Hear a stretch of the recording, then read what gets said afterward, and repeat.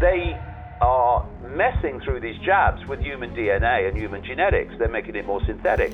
That is an anti-human agenda. One of the greatest forms of mind control is repetition. The Matrix movies were symbolizing and portraying this simulation that we call the world very, very accurately. People are beginning now to be able to encompass some really far out stuff that they would have laughed at before. We look at these people and we're decoding their human field because that's the one that's being projected, and we see a human. But when that field shifts to the other field, we start decoding the other field, and suddenly we see a reptilian.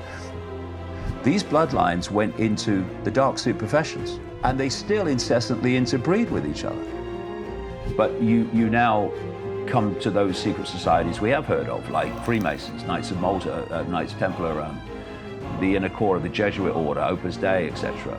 Order out of chaos. That's the motto of the 33rd degree of Freemasonry. Ordo ab chao, order out of chaos. Create the chaos and then offer the order, your order, the Great Reset, out of the chaos you've created.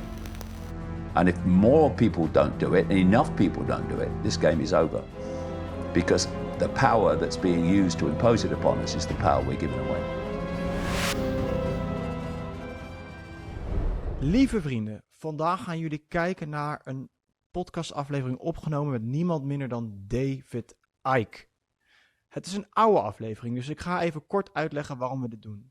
Sowieso is er natuurlijk de laatste tijd heel veel nieuws geweest rondom David, die Nederland niet meer in mag en nog een hele hoop andere landen ook niet meer in mag. Wat natuurlijk vreselijk nieuws is. Wij hebben nog een oude aflevering op de plank liggen. En deze aflevering vond ik zelf zo ontzettend sterk, met zoveel belangrijke informatie, die destijds natuurlijk binnen no time van YouTube afgegooid is. We willen het graag nog een keer proberen, omdat we merken dat YouTube de laatste tijd iets soepeler geworden is. En omdat wij vinden dat deze podcast echt gehoord moet worden door zoveel mogelijk mensen. Sowieso is het een heel bijzonder gesprek geworden, omdat het midden in de coronatijd was. Wij wilden graag met David een gesprek opnemen, omdat wij vonden dat hij in Nederland echt gehoord moest worden. Maar daarvoor moesten we naar Engeland. En dat ging niet, want het was corona en we konden daardoor niet vliegen. Toen was iemand bereid geweest om ons met een heel klein vliegtuigje naar Engeland te vliegen, door de storm heen, waar David met een paraplu ons op het kleine vliegveldje stond op te wachten, om vervolgens in een hotel in zijn woonplaats een podcast op te nemen. En dat is een paar uur durend gesprek geworden, die nog steeds super waardevol is om te checken. We hopen natuurlijk dat het erop blijft staan. En we hopen dat jullie er heel veel aan gaan hebben. Dus check hem nu, podcast met David Icke. Amazing! Amazing what you've done. Too many days in the darkness, without a glimpse of the light. Running tired and broken and scared, but I swear I'll never give up the fight. I see you broken and beat. I'm quite moved, to be honest, that a group of people would take this trouble to come and talk to me. I think it's humbling, really. David, thank you so much for this podcast, but not only for the podcast, also for your work, hard work, and always speaking your truth. You're an example for many, at least for me. So thank you for this, man. Thanks, mate, and thanks for all your efforts to get here. It's been fantastic. Hey guys, welcome to a new episode of The Trueman Show. And I'm here today on the Isle of Wight. And we came here with a small plane, so that's why the setup is a bit different than you're used to. I'm here today with a man who's trying to wake up humanity for about 30 years. I'm here with the man, the myth, the legend, David Icke. And I'm super excited for this podcast. And we did have to move some stuff around to make this happen, but we talk about that later. And before we start, because when this podcast will be removed, and I say when because it probably will be removed from YouTube, you can find it on my website, www.jornluca.com. And if you want to help me out, you can donate on my website. You will find it. And also you can help me out by sharing this video with your friends and on your social media accounts. And also subscribe to my channel if you haven't done that before. Thank you very much for all your help. And thank you, David, for having us, man. Pleasure. I just want to say before we start, I feel humbled at what you guys have done to go to so much trouble just to come and talk to me, you know, with the plane. And, you know, the weather weren't great today when you were coming in. I thought, I'm glad I'm standing here, I'm not in that, you know. But it is humbling that that anyone would take this level of trouble to come and talk to me. And, you know, thanks for that.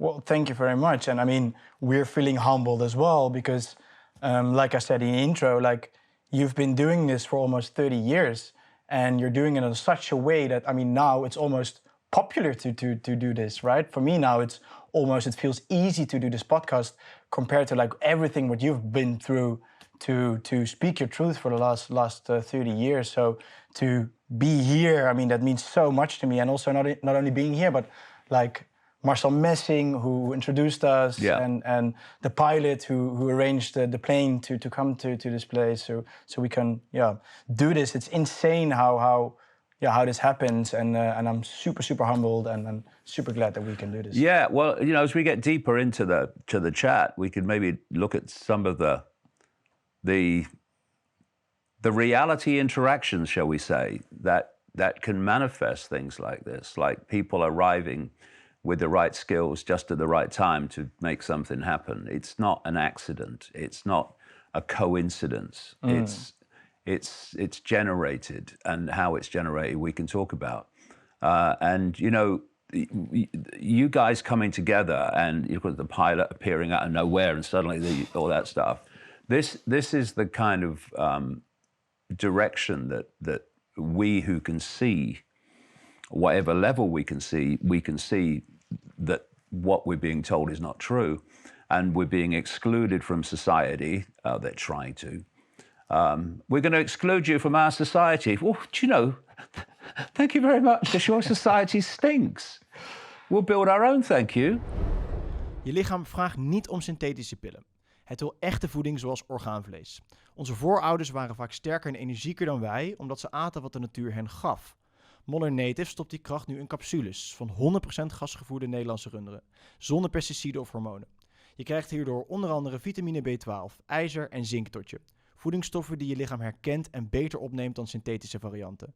Duizenden Nederlanders en Belgen voelen zich bij gebruik al binnen een paar dagen energieker, helderder en sterker.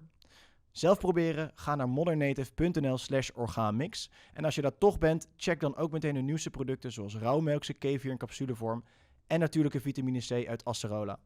En met de code TMS ontvang je 10% korting op je gehele bestelling. Dus check modernnative.nl/orgaanmix. De link is ook te vinden in de show notes. And it's this mutual support of this awakening mentality, because, you know, you are looking at this point in the quite dramatic, historically dramatic, obvious division between those whose consciousness is imprisoned in the five senses and those who are awakening to something greater. Not that they're greater than them, but something greater. Their consciousness is expanding into the great infinity of consciousness. And as they do, dots start to connect. The five senses, if you look at the five senses, the five senses cannot connect dots. We're looking around now and you're seeing form, like cameras and a Christmas tree, and a wall and a computer. And you're seeing empty space in between. So everything to the five senses is a dot. Now you try putting the dots together of what's happening in the world, because the end, as we'll see as we chat, in the end everything connects. Through the five senses you can't. But as you expand your awareness out of the five senses, out of the five sense prison cell, which is what it is, into expanded states of consciousness, anyone can do it. You don't have to be the Buddha. Anyone can do it. It's a choice. You start to see how the dots connect. You start to see the picture and not just the pixels. Suddenly, that previous view of the world, what's going on? You know, what the way they're doing that becomes, see why they're doing that. now, and I can see how that connects to that, connects to that. I can see why you're doing that and you're doing that, because it leads here, doesn't it? Yeah. And this is what you see with awakening people, is they start to go on their own journey of seeing it. And then you've got the people, I call them the nodding dogs. You know, we used to have nodding dogs. Do you have them in the Netherlands? In the 60s, I'm old. We used to have nodding dogs in the back of cars, right? Yeah. Now, don't ask me why anyone would want a nodding dog in the back of their car. But unfortunately now, they're not only in the back of the car, they're on the back seats, they're driving the car, and they're in the front seat as well. And the nodding dogs are going, yes, master, yes, master. Get the jab, master, yes, master. Oh, get 2, yes, master. 3, oh, yes, master. And it's not a thought process. It's a response process. Authority, do this. Response, yes, sir, I'll do it. With the awakening, hold on a minute, where's the bloody evidence for me to do this? Why you want me to do this? How can you justify this? You telling me this, give me the evidence. And once that process starts, of course, the whole house of cards come down, because you go, you don't have the bloody evidence, do you? You're lying to me. And everything starts to then move into focus. The kaleidoscope moves. And so what we're seeing, as you well know from your own experience, indeed all our experiences now, is there is this incredible consciousness divide that's opened up in the COVID era between those that nod their head and those who question. And those two things bring about a dramatically different perception of reality, depending on what camp you're in. But it all starts with asking questions, right? Because, I mean, I don't know how that's been for you, but for me, it was at a certain point, you're like, this isn't right. So then you start asking questions, why is it happening? Or why is this happening or that happening? And then you start doing your research, right? Yeah, well, that's a very, very interesting point, because 95% of human response, reaction, behavior comes from the subconscious. It comes from the subconscious, bypasses the conscious mind, and becomes behavior. Like, you're told that this is a deadly virus, so you go, this is a deadly virus.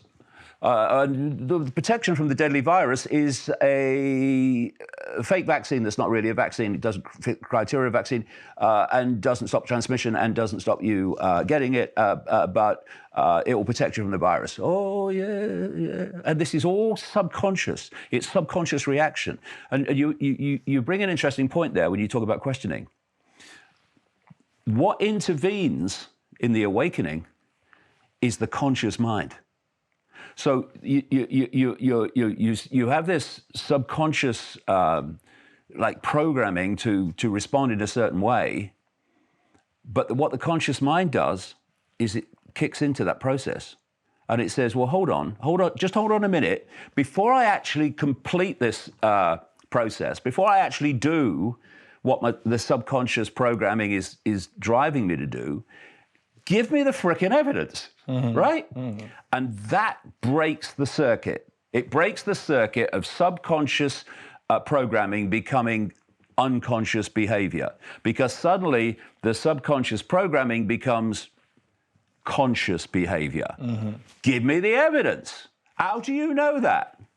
And that breaks the circuit. And that's the big difference psychologically between those who are awakening, break the circuit, and those who don't.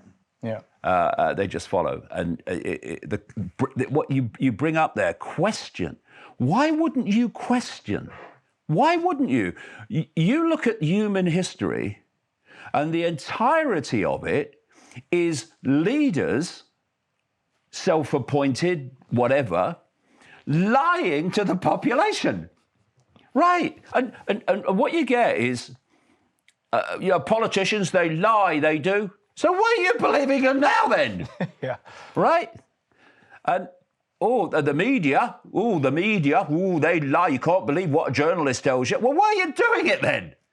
But this is unconscious. This is the unconscious, unquestioning, subconscious programming becoming unconscious behavior. And the question says, hold on, No, politicians do lie. So let's just check if they're lying now, shall we? And the media lie. So let's just check if they're lying now, shall we? Oh, and by the way, why is the media worldwide all saying exactly the same thing? Do you think they could be connected? And it's like, you know, you look back on your life and it's like, say, road rage. You're driving along and you have this road rage and you get out of your car, somebody's just slightly cut you up, you're screaming at her. And then eventually, as you calm down, you go, what was I bloody doing? What was I doing? That was crazy. And what people are, well, those that break out of it are going to do when they look at the COVID era, they're going to say, who actually bought it and just did what they were told, they're going to go, what was I bloody doing? It was so obvious it was a scam. It was so obvious they were lying to us. You know why? Because they said one thing here and the opposite there. But conscious people who bring their conscious mind into the process, they don't need retrospection to what was I doing, because they do it in the moment. They see it in the moment. Give me the evidence. And if you can't give me the evidence to convince me that I should do what you want, well, I ain't doing it. No. But I mean, now it's super easy actually to start asking questions, because the things that are happening are like so insane and ludicrous and that's why I think you see so many people are waking up now at the moment. But for you 30 years ago, it was completely different, right? Like it was super easy to be asleep and nothing really happened. So that's different for you, like how you woke up at a certain point, right? Yeah, well, I've had a strange life. I've had an amazing life, but it's, from a normal point of view, it's a strange life, right? So, you know, I came to do something. I mean, it's blatantly obvious now as I look at my life. I came to do something, and I came to do what I'm doing. And, you know, I also have had an enormous amount of help. Can I say it? Not of this world help in pushing me through this journey. And for the first... was I born in 1952? Between 1952 and about 1990, I lived an amazing life. But you know, I was a professional soccer player. I was a journalist. I was a television presenter. I was at one point a national spokesman for the British Green Party, and so I did live an amazing life. But it was still normality in that sense. That I was still living in the world of what people would call normal. Mm-hmm. You may be a television presenter, and that's a bit different. You may be in a footballer, and that's a bit different, but you still operate in the world of the normal. And then came 1990, and it weren't normal anymore. And this was the time that that really consciously triggered the life I've had since, which is now coming up to 32 years of it. In 1990, or more, go back a year, in 1989, I was a television presenter with the BBC, sports presenter, and I was a national spokesman for the British Green Party. But something started to happen. It was really strange. When I was in a room alone, it didn't feel like I was alone. And this began kind of early 1989, and then got more and more tangible as the year went on. And in 1989, for the only time in history, really, the Green Party in Britain at the European elections of 1989 had a massive vote. We got 2 million votes. Wow! Normally, we got voted for by a man and a dog when the dog could be bothered to turn up, you know. And suddenly, 2 million votes, because there was a lot of environmental things going on there, not global warming and all that stuff, but you know, like pollution and stuff. And so I was suddenly thrust into the political limelight at that time as well, when I didn't really expect to, because I was a spokesman for the Green Party, and no one had really any idea what it was all about. But through that, this tangible presence continued. And it came round to March 1990, and by this time it's really, really winding me up. What the hell is this? And I'd been working for the BBC and went back to a hotel. It was called the Kensington Hilton, still there, just across from Television Centre in London, the BBC. And I sat on the side of the bed, and the presence in the room was so overwhelming. It was obvious that something's there.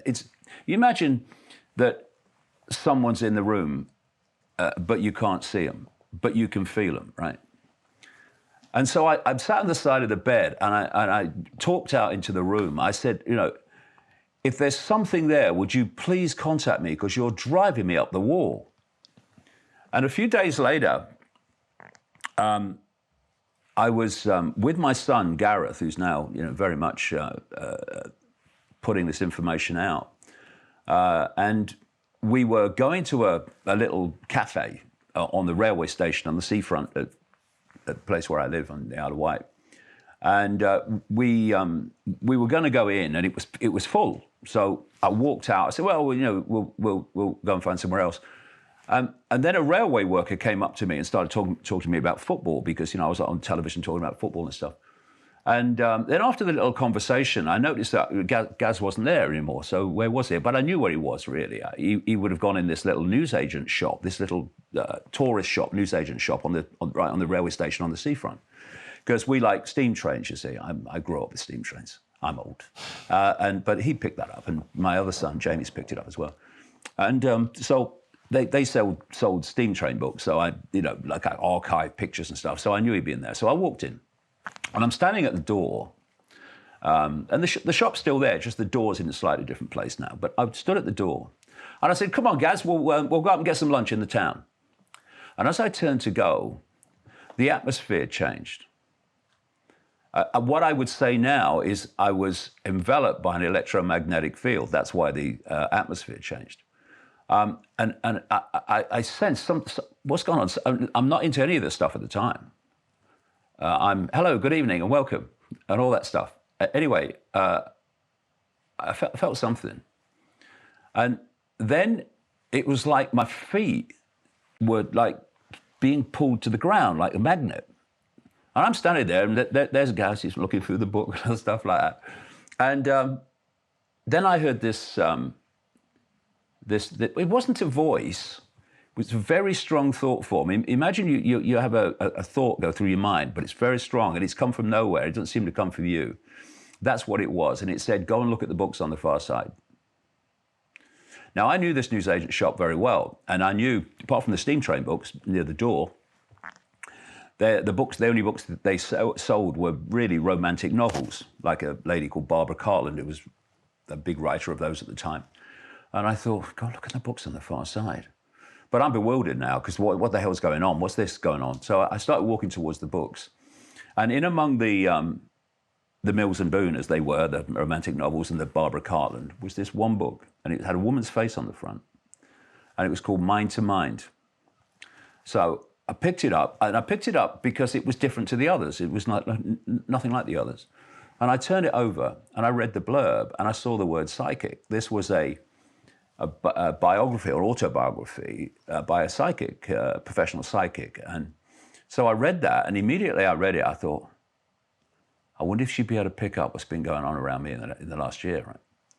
So I go home, I read it in 24 hours, and I contact her. She lived near Brighton, a village not far from Brighton on the south coast of England. And Betty Shine, her name was. And so I went to see her, and what I said to her, because you don't give clues. If you want to know anything that's kind of even, you can be anything like confident about in these situations, then the psychic medium must know nothing. Mm-hmm. And so I didn't say anything to her. What I did say was that I had arthritis, what finished my football career. She did like hands-on healing, Reiki and stuff. So I said, well, maybe your hands-on healing will help my arthritis. But I really went just to see if she'll pick anything up. So I went the first time. We had a lovely chat about reality and all that stuff. All made sense to me. And then I went the second time, and I'm sitting on this medical type bench in her front room, actually. And she's working on my left knee, just off my left knee, the old hands-on healing, and I'm just sitting there thinking. And then I felt like a spider's web on my face, which I didn't know what it was, but it was an electromagnetic field. And I didn't know then, but I know now. And so in the book, I remembered, I'm sitting there, a half line there, and I thought, she talked in her book about the fact that when other levels of reality are trying to lock into you, you sometimes feel like a spider's web on your face, because it's an electromagnetic connection they're working through, you see. So I sat there and I'm thinking, God, this was in her book. And I didn't say a word to her, nothing. About 10 or 15 seconds later, she launches her head back and she said, my God, this is powerful. I'm going to have to close my eyes for this one, right? Now, I'm new to this, right? And my bum is starting to slip down. I'm thinking, what's going on here? What you got into here, Ike? And so she then starts to say, she's seeing a figure in her mind.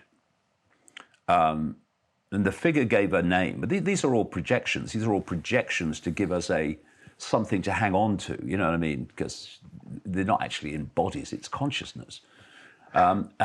This figure, she said to me the name of the figure, and that Socrates is with him.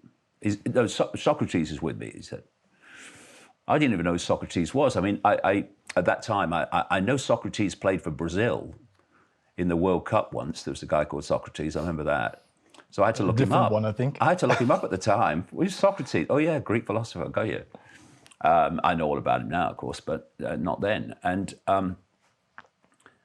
then this lady who's sitting there is saying, I'm being asked to tell you this, that you're going to go out on a world stage and reveal great secrets. One man cannot change the world, but one man can communicate the message that can change the world. That knowledge, you will be led to knowledge, and at other times, knowledge will be put into your mind. And a load of other things, 30 years later, all of which have come true. They've happened or are continuing to happen in the way I was told they would happen. And of course, you would think that I'd sit there listening to that. Look, I was walking out of her front room that day, getting on a train and going to present a television program for the BBC. And I'm being told that I'm going to go out on a world stage and reveal great secrets. I'm like, what bloody secrets, And, but where you would think you'd go, you're having a laugh, right? Something here said, you've got to go with this. You felt it. Yeah. This would have gone, you're having a laugh, lady. This was something in this. And I wasn't really into this, as I am now, this consciousness and the points where we feel and pick it up. But it did feel here, I've got to go with this. But I was just going to get on with my life and see what happened. And I went back the next week and I got a lot of more stuff. And then that's the last time I saw her, really. And I just got on with my life. And then very soon after that, the BBC didn't renew my contract. And I'm a young guy. I'm the youngest presenter of the sport with the BBC nationally by a mile, country mile from anyone else at the time. You'd think, you've got a long future. But they just didn't renew my contract. And that allowed me to start exploring this full time, for a while anyway, till the money ran out. Lieve vrienden, ik pauzeer de podcast heel even om jullie te vertellen over de beste webshop van Nederland, zeg ik heel bescheiden. De That's the Spirit webshop. Ik liep er zelf steeds tegenaan. Je wilt gezonder leven, bewuste keuzes maken, maar waar vind je nou echt goede producten die daarbij passen? Je ziet soms door de bomen het bos niet meer. Daarom is That's the Spirit een webshop begonnen. Een plek waar jij terecht kunt voor producten die kloppen, zorgvuldig geselecteerd met oog voor kwaliteit en bewustzijn. Van krachtige supplementen en betrouwbare waterfilters tot producten tegen straling en nog veel meer. alles wat je nodig hebt om goed voor jezelf en je omgeving te zorgen op één plek. Neem snel een kijkje op shop.that'saspirit.nu. And my life suddenly became this daily synchronistic experience of meeting people, having personal experiences, coming across books, documents, whistleblowers, all these different sources of information. And it became clear very quickly to me that somehow some force was handing me puzzle pieces in the jigsaw puzzle, and I was to put them together, and a picture started to emerge, and it was basically the powers that appear to run the world are not those that run the world. That was the first one. It went a lot deeper after that, as we'll get into, but that were these early pieces in the puzzle were kind of showing me that. And if you wanted to meet a professional psychic in 1990, all you had to do was follow me, because I only made a conscious decision to go and see Betty shine. But after that, I kept meeting other people. I don't know, what would you do? I'm a professional psychic. Oh, really? No, another one. And but what was coming through them was a consistent picture of going on this journey to uncover what the world really was and what was really behind it.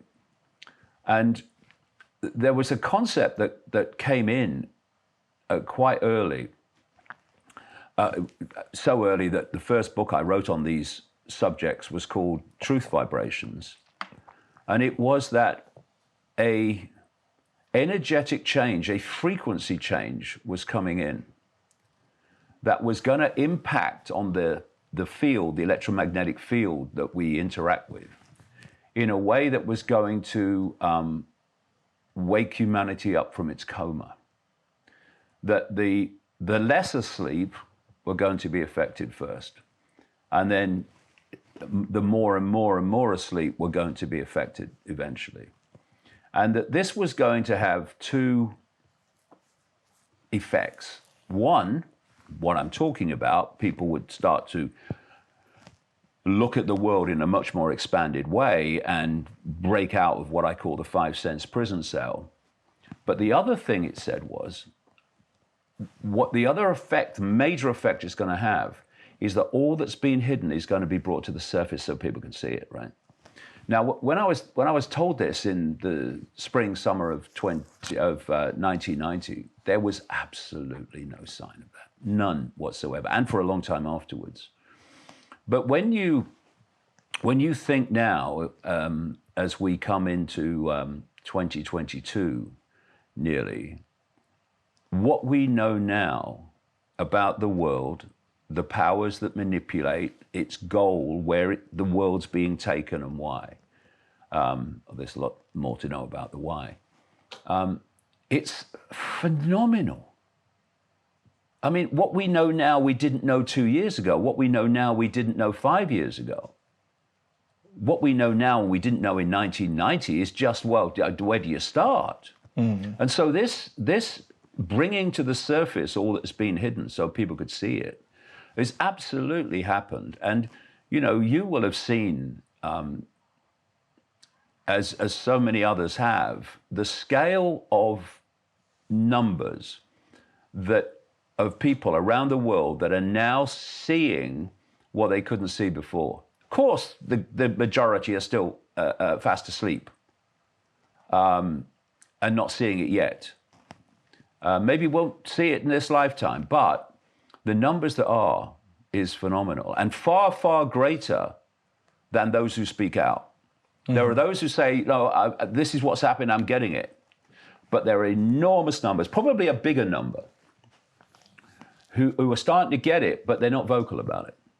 They'll keep it to themselves, or they'll just talk among the people they think are, you know, won't think they're crazy or won't think they're the devil because they haven't been fake vaccinated. So this awakening is happening. And what is the awakening? It's awakening from the 5 sense prison cell.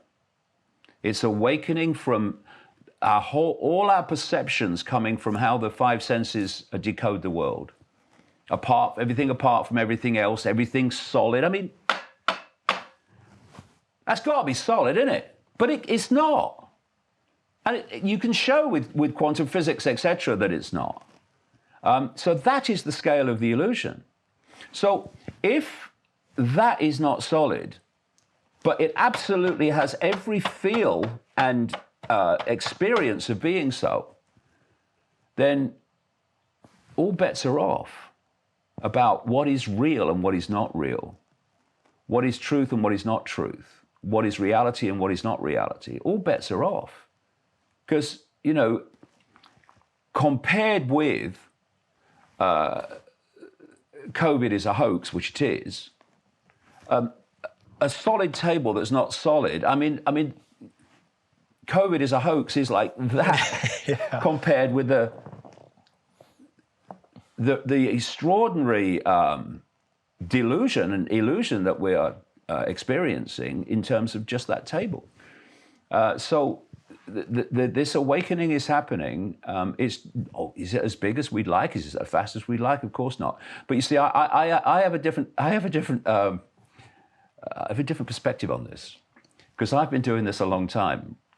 I know what it was like in 1990, 91, 92, 93, 94, 95, 96, 97, 98, and on, trying to get people to see this, or even give it their attention. That, like, he's mad. He thinks reptiles run the world, and all that stuff. So when I observe the world now and the response to me of people compared with the past, I mean, it's dreamland, because there's so many minds now that are not only open to the COVID hoax. Can I say COVID hoax YouTube? Is that all right? Susan Wojcicki, is it all right with you? But they're opening to even the more far out, the real far out things, well, perception of far out things that I've talked about in the past. Mm-hmm. They're becoming open to them too. So you see that it's super important to speak out, though, because, yeah, like you just said, you think there are a lot of people who are thinking this, but a lot of more people who are thinking this but not speaking out. So if they start to speak out, the group will only get bigger, right? Yeah, well, yeah, that's a massively important point. People are looking at my stuff now. They're looking at my books now, and what I'm saying now, and they're going, "Well, hold on a minute. Maybe he wasn't so mad as we thought he was. Actually, he got this right, and he got that right, and he got that right, and they got that right." Now, they wouldn't be saying that if I hadn't said it at a time when what was coming back to me was monumental historic levels of ridicule and abuse. Mm. If I came out now and said, I knew this was coming, of course you did, right? Shut up. But I said it, and I wrote it, knowing I was going to get ridicule and abuse. And I'm not crazy. I was a journalist. I knew that when I came out with some of this stuff, I was going to get mass ridicule. But my criteria in everything that I've done is not how am I going to be received? How is it going to be received? What are people going to say about me? My criteria is it flippin' true? That's my, not my bottom line, it's my top line, it's the line in the middle. Is it true? Can I support it with the evidence?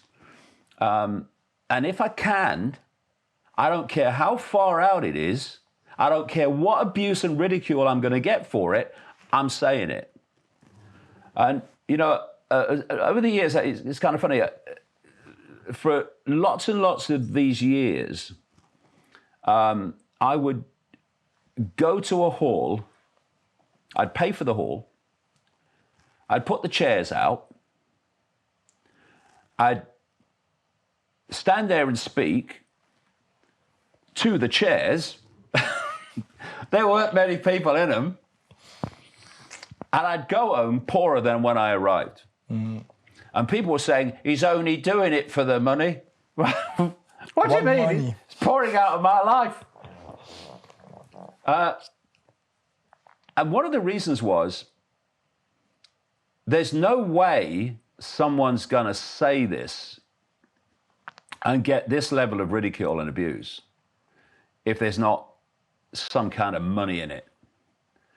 And that may be true in many cases, but in mine, it was, I'm interested if it's true. My focus is always on facts and evidence, and my worst nightmare is saying anything that's not true. I take that as a personal insult, right? So I'm obsessed with facts and evidence and supporting what I'm saying. But as long as that's there, and it's crossed my line of, I've got enough, I'm going to say it. And if people don't like it, well, they can do the other thing. That's fine by me. Because, you know, and this is very much part of this COVID era. You know, people say, you're an anti-vaxxer. And I go, that's right, I am. It's just like, oh no, I'm not against vaccines. Oh no, I'm just, there's not enough evidence for this one. No, like you go on the defensive. Oh no, don't call me an anti-vaxxer. I'm not against vaccines. Well, excuse me, I am. Always have been. So call me what you like. I couldn't care less. But the point is that what keeps people in these emotional, mental, perceptual prisons is the prison that most people live in, the fear of what other people think. That's a killer. And you see it like, I better not say what I really think, or what will they think of me? Mm-hmm. Now, my response to that from a personal point of view is, if I don't tell them what I really think, what will I think of me? Because if you have self-respect, you speak your truth. You are your own unique set of circumstances, your own unique set of experiences, and that gives you, you are a point of attention with all that is, has been, and ever can be, but you are a unique point of attention. And it's, we need to celebrate that uniqueness and not scorn it by having to become part of the group and part of the crowd so that the crowd will see us in a certain way. So how does that work? For me to be part of the group and to be perceived as one of them, I have to become them. So I am now going to concede my individuality, my uniqueness, my unique perspective on life to this group, so that they will think of me as one of them, and, oh, he's a good person, you know, all that stuff. Whereas what you've done is you've stopped being you and you've started to become them.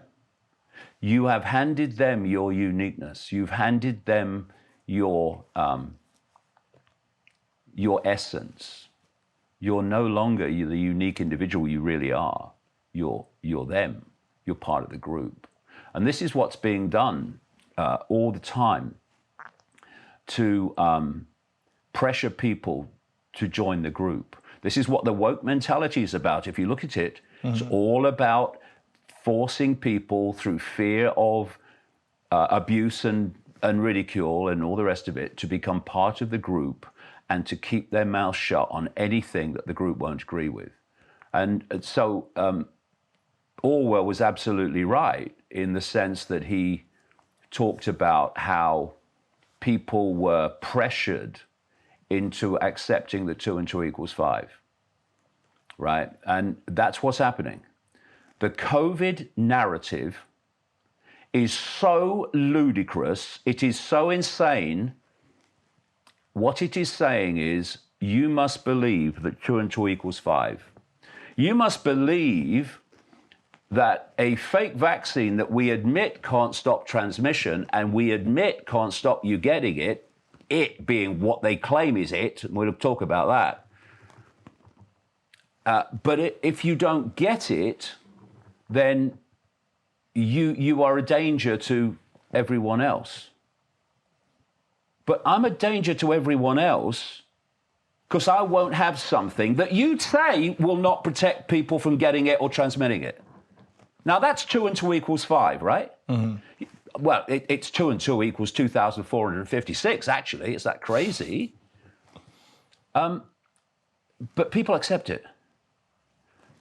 What the awakening say is, and what I'm going to say to the day I leave this reality, 2 and 2 equals 4, right?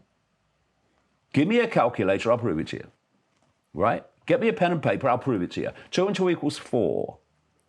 Therefore, you are not going to get me to live my life as if it equals 5, because that would mean I would have to become as moronic as you are. And I'm not having it. And what the awakening are saying in the COVID era, which is why they won't have the fake jab, is 2 and 2 equals 4. That's all they're saying. And because 2 and 2 equals 5 has become the norm, they are now speaking a blatant, obvious truth, but they're the outsiders and they're the strange ones. They're the crazies. And that's what's happened, this inverted flip of society where insanity perceives sanity as insanity. But don't you think that that's one of the reasons that they try to ridicule you that hard back then? Because they want to make an example out of you. Like, if you speak your truth, you will get this treatment. So you better believe what we are saying you, because it's more comfortable to believe that. Because otherwise, well, you will be the new David Icke. Well, that's right, and it's right on many levels. You look at a human life. A human life, from cradle to grave, is a perceptual download.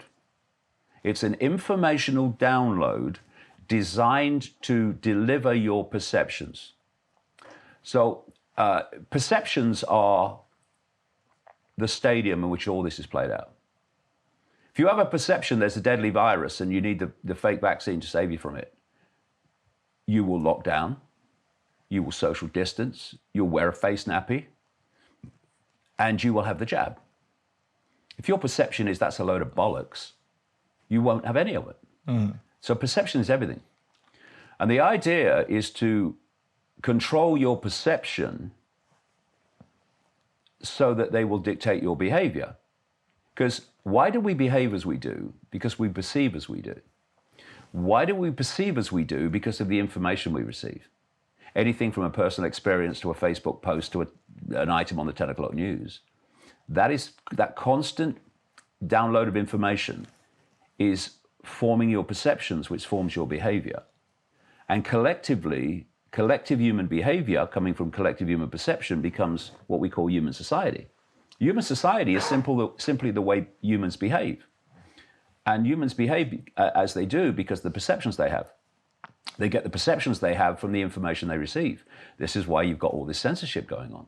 Because if you can control the information at the start of the process that people receive, then you're overwhelmingly likely to form their perceptions, which will dictate their behavior. You're controlling their behavior by dictating their perception.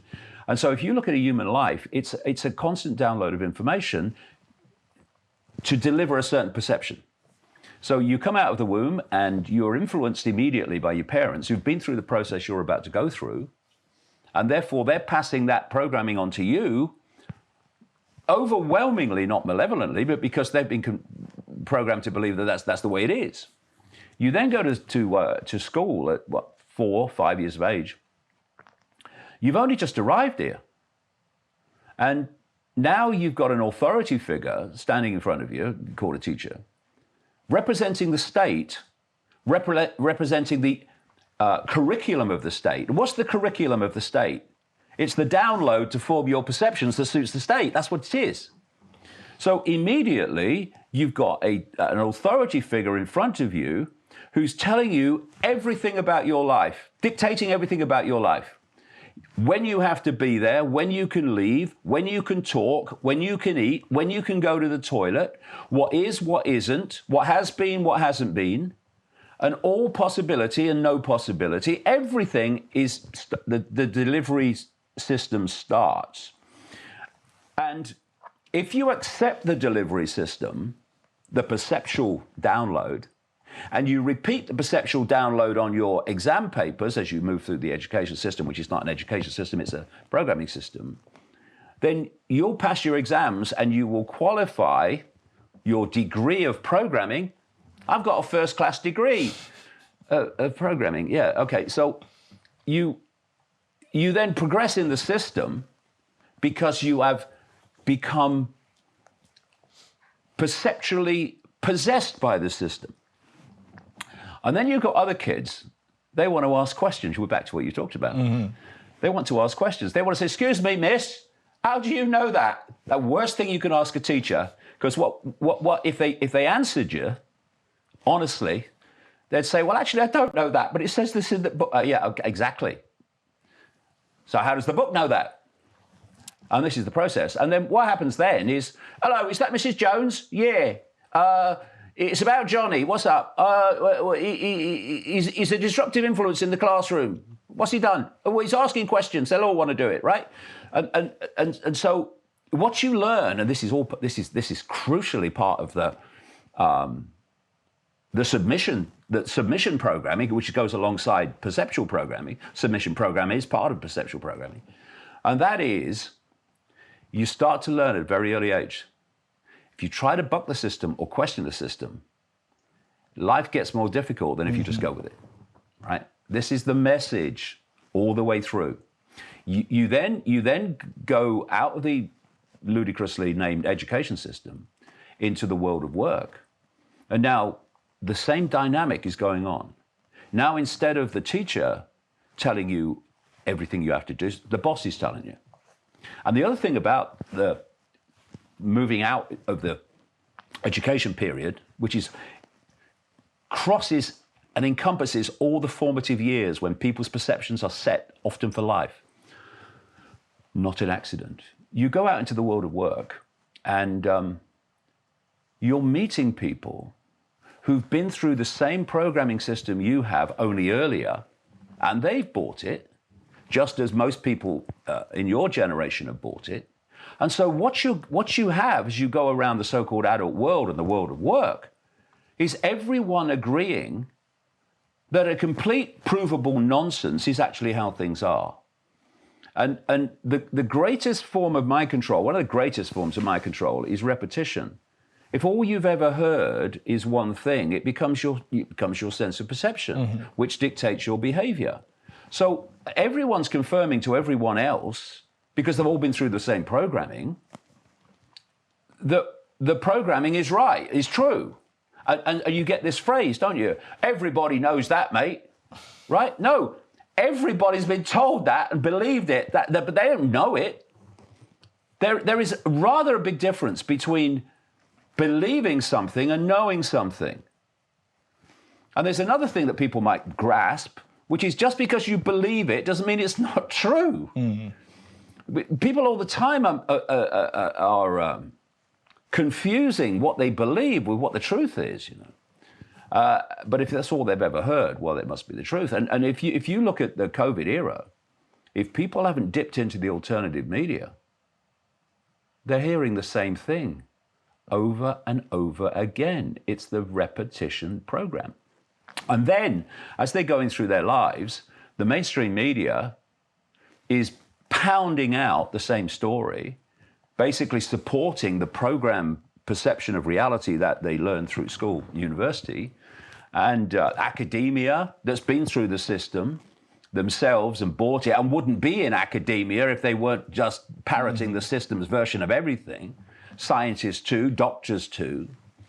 And all the way through your life, unless you go in pursuit of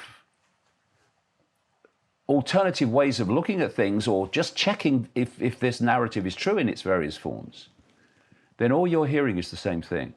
So you believe it. Well, look, it's got to be right because everyone's saying it, right? And then there are mavericks who say, hold on a minute. The kid who asks questions in school, you know, I'm going to go my own way and see what's happening. And this program I'm talking about, I call it the postage stamp consensus. It's a tiny band of perceived reality and perceived possibility. And that's what's taught in the schools. That's what the media are pounding out, all supporting this postage stamp consensus, this narrow, narrow band of sense of the possible. And if you can hold people in a narrow sense of the possible, then you can get away with enormous numbers of things that you are doing and how your manipulation works, because what you're doing is outside of that narrow band of perceptual download, which gives people a sense of the possible. So what you have in response to, this is what they're doing, this is what, that's not possible, that's ridiculous, that's so crazy, you can't do that, that's impossible.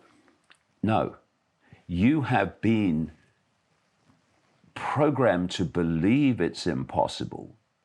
So you will do exactly what you're doing, which is actually waving away what's actually happening and how you are being controlled. Because you don't believe it's possible, and it's absolutely possible if you just listen. And so you go through your life from cradle to grave on the postage stamp. And you leave at the end of it pretty much no wiser than you were when you left. Because you're not going to get wisdom from the postage stamp. The postage stamp is a wisdom deletion zone. They don't want wisdom. Wisdom can see things that a programmed mind cannot see. So wisdom is like garlic to a vampire to this manipulative network I call the global cult. And so what you get is when you're prepared to step off the postage stamp, and I sprinted off it actually, and I'm still running, then the postage stamp consensus mentality all turns on you. They say you're mad, they say you're bad, they say you're dangerous, because from their perspective you are, because their belief system cannot encompass what you're talking about. So what's happening in the COVID era, particularly, is what the postage stamp is telling them is becoming increasingly obviously a pack of bloody lies and a load of bloody nonsense with no factual, scientific, evidential basis. And so what's happening? More and more people are leaving the postage stamp. And that's the awakening. You're awakening from the postage stamp. And what is the basis of the postage stamp mentality? 5 sense perception. It's all 5 sense perception. Can I see it, touch it, taste it, hear it, etc.? Then it must exist. And if you look at mainstream science, okay, they go much deeper into it in the area of quantum physics. But what mainstream science does, I've studied this, is it looks at quantum physics and it has to acknowledge that table is not solid. It has to acknowledge that.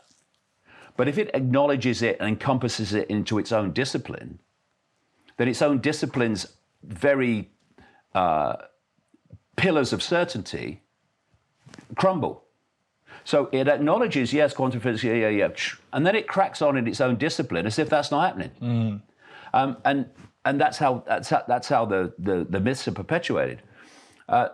So we are seeing this breaking out from the postage stamp, and when you do that, when you start to break out of that perceptual prison cell, you start to see what a prison cell that was, because you only know you're in a bubble when it bursts. Mm-hmm. Then you realize you've been in a bubble. While the bubble's there, you can't see it.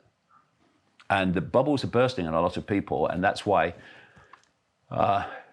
people are beginning now to be able to encompass some really far out stuff that they would have laughed at before. Yeah. It's a great time in so many ways. It's a challenging time. Of course it is, but it's a great time because we've got an opportunity now to break out of the perceptual prison cell, which is actually the physical prison cell. There is no physical, but we'll call it, for want of a term, a physical prison cell. People's behavior, people's sense of their own potential is limited by their sense of possibility. And their sense of possibility is limited by their state of perception. It's like the Buddha is quoted as saying, the mind that basically believes in limitation is the limitation. It's one of my phrases: what you believe, you perceive, and what you perceive, you experience. And this is the process that's going on all the time. So you break what you believe, you expand what you believe, or at least you break out of what you believe without question. And suddenly what you perceive changes, and what you experience changes, your life changes. But it's quite a pity, isn't it, that a lot of people who know or seem to see how the world is being run or are awakened or whatever, is that they still live with a lot of limitations because they can't. This is what I hear a lot, that, okay, like, I can't do this because I have this, or I can't do this because my kids, or my life is hard because of this or this or this. And they still live with so many limitations, and it's quite hard to explain to someone that the limitations are in your head, aren't they? Well, I mean, that's a great point. I mean, what have you just described? A limited sense of the possible. Mm. So, you know, we live in a reality, a world, which is actually two worlds. There's the world of the population, and there's the world of what I call the global cult. The global cult, which is behind the COVID hoax and the global human-caused global warming hoax, etc. It's your Klaus Schwabs and your Bill Gateses and your Anthony Fauci's and all these people. They're only gophers. It goes much deeper than them, my God, yes. But they're the kind of personalities that you see in the public arena that are connected to this cult. So this cult is a global network of secret societies, semi-secret groups that operate like a spider's web. So at the center of the web, you've got a spider that operates in the hidden. And from the spider is generated the global agenda for humanity, the direction of the world.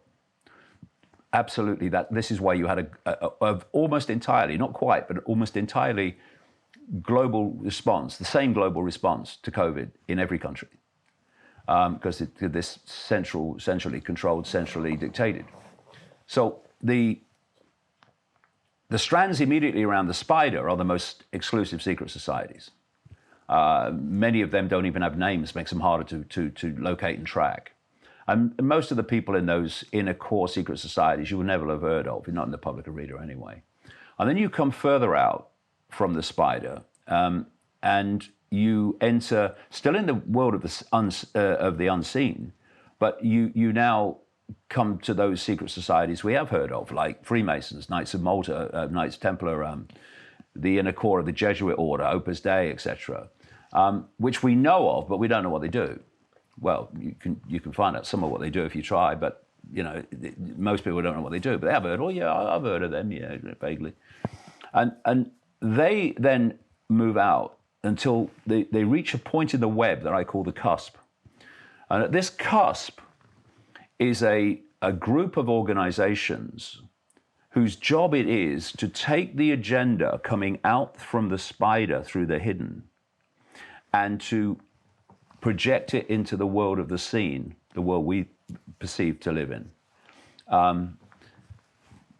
in a way that makes a very calculated, all dots connect agenda seem random and not in any way connected and not in any way coordinated. And so the CUSP organizations include the Bilderberg Group, right, that was started officially at the Bilderberg Hotel in the Netherlands. The Council on Foreign Relations in America, the Trilateral Commission. Then there's the Club of Rome. The Club of Rome was created by this cult as a CUSP organization in 1968, specifically to exploit environmental concerns to justify the centralization of global power. That's where the human-caused global warming thing came from, hoax came from. So also at this cusp, and it also includes the United Nations, by the way, which was created by this cult, and the World Health Organization created by this cult, created by the Rockefellers in 1948, now run by Bill Gates, who is a very close associate of the Rockefellers. And so in this cusp also, you have this global explosion of think tanks and what they call non-governmental organizations, NGOs.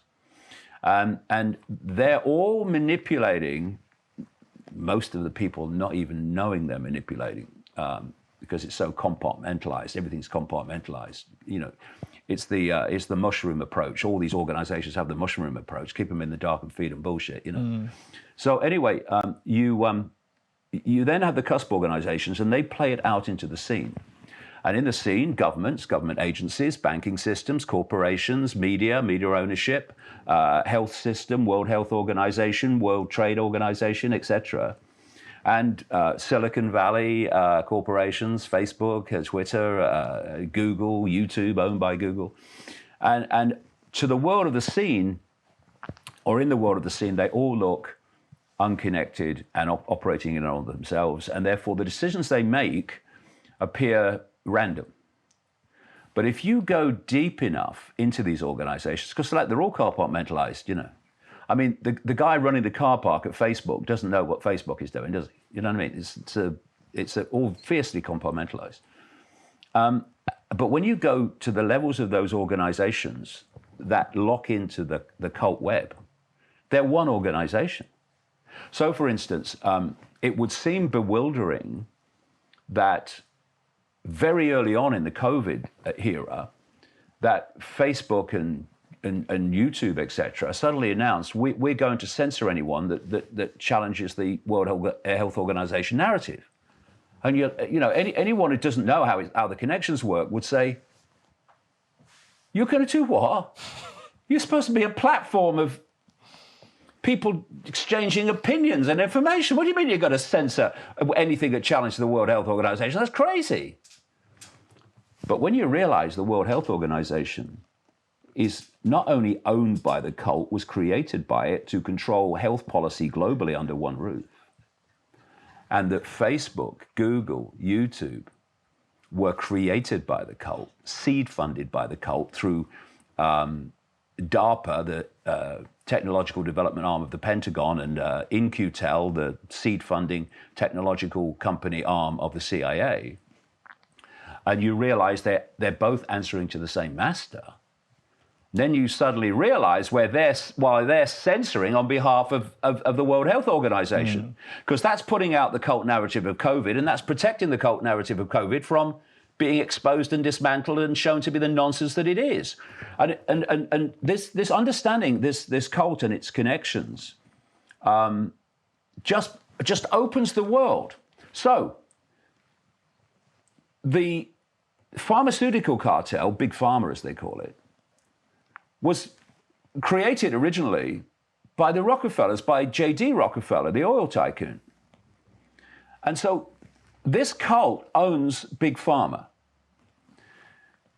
This cult owns the CDC in America, the Centers of Disease Control and Prevention, and the FDA, the Food and Drug Administration, and things like the MHRA drug regulator, it says here, in Britain. And so what you've got, if people just could see how it works, you've got the cult-owned pharmaceutical companies like Pfizer and Moderna and Johnson & Johnson. They're going to the cult-owned regulators that's supposed to protect the public from these, and they're asking for permission to use their fake vaccines with no trials worth the name upon the population, and the age group's going lower and lower. So when you're someone like me who's been uncovering this for 30 years, you know that when they ask, they're going to get permission. Yeah. Because the cult is asking the cult for permission to advance the cult agenda of jabbing the bloody world. That's how it works. And so it opens the whole thing up. So why do they have this global network of secret societies? Well, to keep secrets. But to keep secrets from who? From the population, the target population. And that's when we come to the two worlds. You have the world of the cult, and you have the world of the global population. And the difference between the two, knowledge. So they've set up an education system, media, or sources of information, communication system, structure within the world of the population to keep them in ignorance. and they pass on the advanced knowledge they absolutely don't want the public to know through the secret society network, which is fiercely compartmentalized. So the big advanced information only goes through the top levels of this global cult web. And there's two major pieces of information or areas of information they absolutely have to keep from the public. Number one, where they're taking the world. They want to take the world into a global, well, I don't even have to say this anymore, where we've got in the world. They want to take the world, and just for anyone who's kind of not seen my stuff in the past. Well, I think it's very important to tell it again. I've been saying what I'm about to say for decades, that where the world is being taken is into a global fascist dictatorship that would make George Orwell wince and say, "Oh my God, I understated it." Well, we'll get into it, but it's unbelievable, really, if you have not researched it. So you have to keep from the population the fact that that's where you're taking people, so that you can sell to the population different steps towards that agenda as just random in and of themselves things. They don't see the pattern; they just see the event in and of itself. But this is crucial. You have to keep from the target population knowledge about the nature of the very reality we're experiencing and how we interact with it. And you have to keep from the population the true nature of the I. The true nature. Who are we? What is this place? Who are we? You have to keep that from the population, because that is the knowledge that would set them free. First of all, they'd see the way the world was being taken. They'd see it was all calculated. So who the hell's doing it? And we have to address this. But by understanding the nature of reality, they would leave the perceptual realm of limitation, because they'll realize that there is no limitation, and that the only limitation they have is their perception of their own limitation. So these two things have to be kept from the population. What people like me have been doing is uncovering what they want to keep from the population and putting it before the population. And of course, like we've talked about, when you do that, and the population is in ignorance of this, when you say this is what's going on, they say you're crazy. That's not possible, because they don't think it is. This is where the control of information is so absolutely crucial. And so what don't they want us to know about reality? They don't want us to know that the labels of a human life that we self-identify with, I'm a man, a woman, I'm this sexuality, this race, that race, this religion, that religion, this income bracket, that income bracket, whatever, are not who we are. They're what we're experiencing. It's a brief experience called human. And what we call human is merely the way the human, what I called for a long time, biological computer, processes information into a sense of reality. So why does an elephant act like an elephant and not like a duck? Because its biological computer is processing information according to the elephant program, so it acts like an elephant. A duck is doing it to act like a duck. And humans act like humans because the body is processing information through the brain, etc., in a certain way that we call human. But in all these cases, the foundation of it all, the real I behind it all, is the consciousness having that experience. And the consciousness that at the end of the body cycle, the body has a cycle, we have eternity, we being consciousness. When the consciousness leaves at the end of the body cycle, it continues its infinite journey of it, or not even journey, it's infinite experiences within infinite forever. The idea of the cult, and this is why it has to keep the nature of reality from us, it has to get us to self-identify with the labels. Why? What's the level the labels operate on? The 5 senses. That's where it wants to keep us. In 5-sense reality, everything's apart from everything else, and nothing's connected, and I'm just my name. Hello, nice to meet you. Who are you?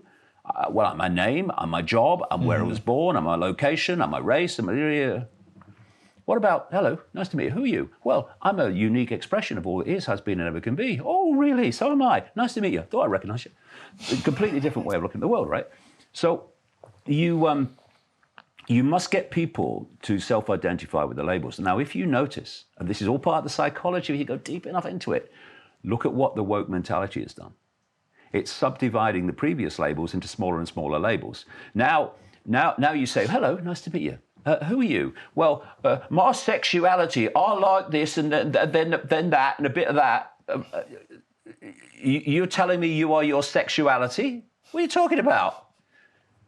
Enjoy it if you want. I mean, okay, where you stick it, as long as the receiver is bloody okay with it. But you self-identify with your sexuality? You're all that is, has been, and ever can be, having a brief human experience, enjoying your sexuality. Wait, what? But what's he doing? At every point that your self-identity becomes more and more myopic in its sense of detail of what it perceives itself to be, the more you are moving out of expanded consciousness into greater and greater myopia of consciousness. Now, this is important for another level of reality that they don't want us to know, but they know it and they exploit it mercilessly. And we're coming back to perception.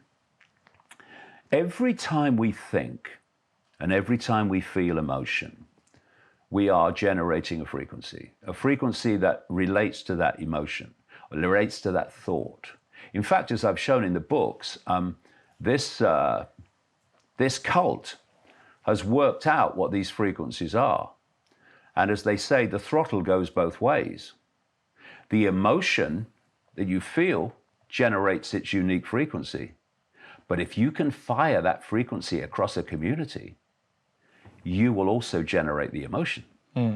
So if you want to wind a community up so it's a tinderbox, and then you go and do something just as like a, lighting the blue touch pad because you want to riot because it suits your agenda. And you fire these frequencies across a community and they're wound up and they're ready. And then you give them you beat a black guy up or something, a police beat a black guy. Boom, everyone is crazy because they're already cocked for it. Ik kreeg de laatste tijd opvallend vaak dezelfde tip. Jorn, je moet echt eens naar de Spiriplayer kijken. Het is een klein, draagbaar apparaatje dat solfeggio-frequenties uitzendt. Klinkt misschien wat spiritueel, en dat is het ook, maar ik hoor dus van meerdere mensen om me heen dat het echt wat voor hen doet. Vooral bij stress, overprikkeling of moeite met slapen. Ze zetten hem aan en het voelt alsof er even op de pauzeknop wordt gedrukt. Minder ruis in het hoofd, meer rust in je lijf. En het past gewoon in je tas. Je laat hem makkelijk op en je neemt hem zo mee. Thuis, op reis of waar dan ook. Dus als jij voelt dat je zenuwstelsel wel wat ontspanning kan gebruiken, check dan zeker even spiriplayer.com.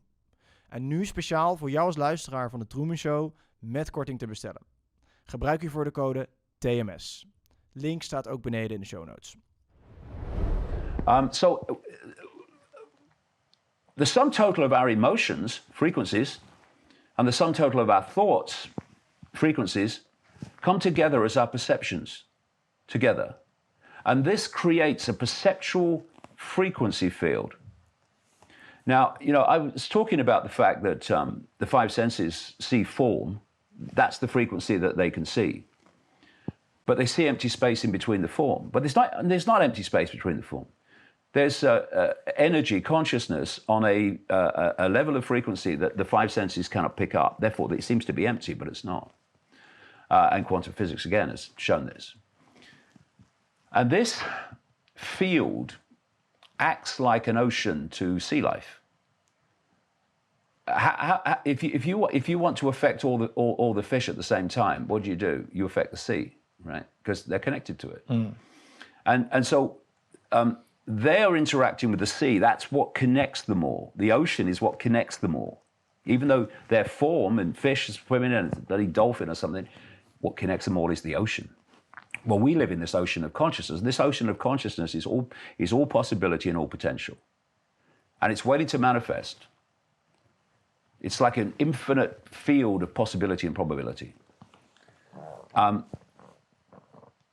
so you can open your mind to consciousness beyond mind, and you can connect into this field in a very wide, vast scale, high frequency scale. And the life that you, or the experience you will manifest from that field of possibility and probability will be enormously greater than someone whose self-identity, therefore perceptual field, believes it's got no power and believes only in its 5 sense labels. And therefore, it's going to interact with this field of possibility and probability on a much narrower level of frequency and a much lower level of frequency. And what it's going to manifest as an experience is therefore going to relate to its perceptual state. So if you think you're little me and have no power, what do people like that do? They live little me, no power lives, because their perceptions become their reality. Their perceptions generate a field of frequency which interacts within that field of frequency with all possibility and all potential that we're living in, we're swimming in. Whereas someone who opens their mind and instead of seeing themselves as their labels, little me, they see themselves as the consciousness having the experience called the labels. Well, they're interacting in a much deeper way. And this is what awakening is. Awakening from the 5 senses into a massively greater interaction with possibility, and all probability, possibility. And what happens? What happens to people? It happened to me. What happens to people when they go through that process? They suddenly find synchronicity in their lives. Amazing coincidences, like you've had to make this possible. This is the perfect example. Yeah, this is why I said at the start, we'll go into how that manifested. So why is that? Why does your life suddenly become peppered with fancy seeing you here? What's the chances of that? Because now you are interacting with the field of possibility and probability in a much greater scale and higher frequency. And so what you can manifest as possibility and probability subsequently expands. Instead of someone absolutely stuck in the 5 senses for whom synchronicity is a very, very rare experience. And so let's bring it back. Why don't they want us to know this? Because they know that if we realize that our perceptions become our experienced reality, they will know that people of that awareness realize that no one's controlling their life except whoever controls their perceptions. And if they take control of their perceptions back, they take control of their life back. They take control of where their life goes. They take control of what they manifest and what they don't. And so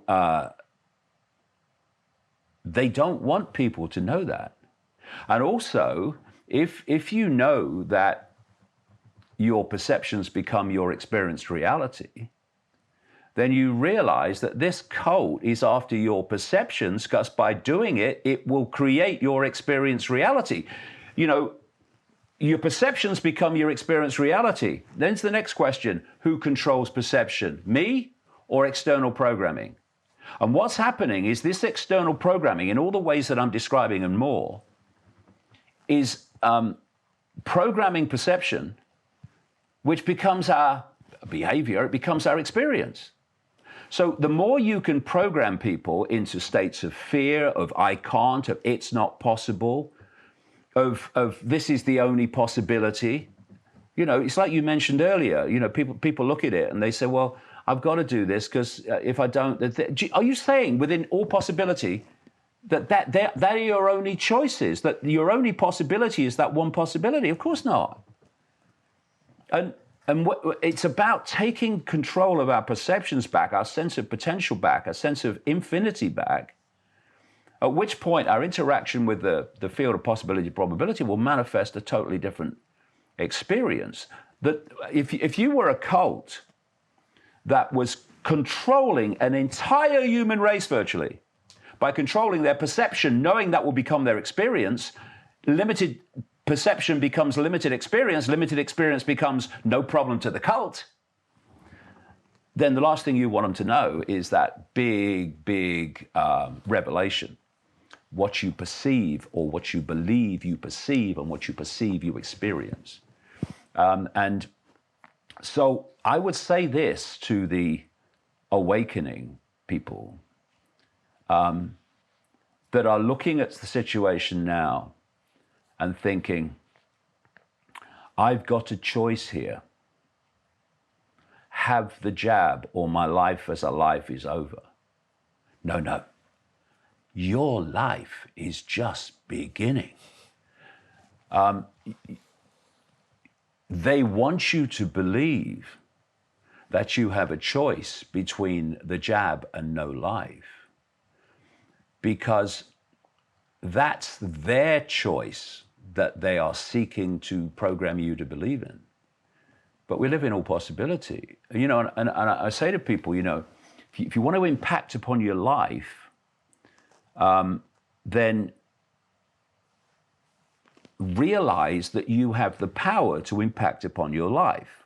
Example, you think, if I don't have the jab, this is going to happen. I'm not going to be able to do this, I'm not going to be able to do that, I'm going to do the other. So it's that or it's the jab, right? So which is it, right? That's a false choice. The jab is the worst thing. There is no other possibility that governments can impose upon you that's worse than the frickin' jab, right? Okay, let's start with that. If you get a bad one, you're in trouble. So how about imposing yourself on that situation? Okay, line in the sand. I'm not having the frickin' jab, right? It's not a choice between that and having the jab, because that choice ain't happening because I'm not having the bloody jab. Now, if I'm not having the jab, I then have to find a way of not having the jab and living a life that fulfills me. Mm-hmm. So therefore, you are imposing yourself on the situation. You're not a victim of the situation. Oh, they've given me this choice, jab or no life. That's you allowing other people, the cult in this case, to give you the choice of your perception of choice. When you realize we're interacting with all possibility, you dictate the choice. So this is my choice. I'm not having this frickin' jab under any circumstances, nor are my kids. So what I need to do is then manifest something, create something that allows me to have, it won't necessarily be the same life, but it could well be a better life. And therefore I'm going to manifest it. And I'll tell you from my own experience, when you come from that perspective, where you are imposing yourself upon the situation and not having it imposed upon you, these coincidences, bits of luck, incredible coincidences and synchronicities will manifest a way that you have a life that gives you fulfillment without having the frickin' jab. Because you've imposed yourself on life. It's like I say, you start living life and stop life living you. Mm-hmm. Life's living you when you perceive the choices authority give you are the only choices. You start living life when you realize your choices are what is impacting on your reality, not someone else's who is trying to impact upon your reality. So if you look at the situation we're in now, the bottom line of the no jab community needs to be no jab. And we will find a way, we will find ways. But does it also start with your perception of what life is, like what is important in life? Because I think a lot of people who don't want to take the jab do still think it's super important to go to a restaurant, for example, or go to a nightclub, for example, or, I don't know, have a certain kind of job because they're afraid that they can't make money another way, or like all those matrix kind of things that they've been taught to all those years, they still think it's important, or they can't imagine how to live a life else. But you're spot on. They can't imagine. Because what this cult has done, one level of this programming, is they've hijacked human imagination and they've put it on the postage stamp. So people can literally imagine another life outside the postage stamp. I've been asked to talk at the Oxford Union Debating Society at Oxford University a few times. And I have to be honest, I went along, I left school at 15 to go and play football. And I went along to the first debate and I thought, well, I could be in trouble here. You know, these are intelligent people. I must have spoke at the Oxford Union about 5 times. I've not been asked one single challenging question in that entire time. I've had a load of bloody nonsense thrown at me, but not an intelligent question. But anyway, I was sitting, what they do, you turn up and they give you a bit of dinner, you know, and stuff, and then they take you down, you do the debating thing.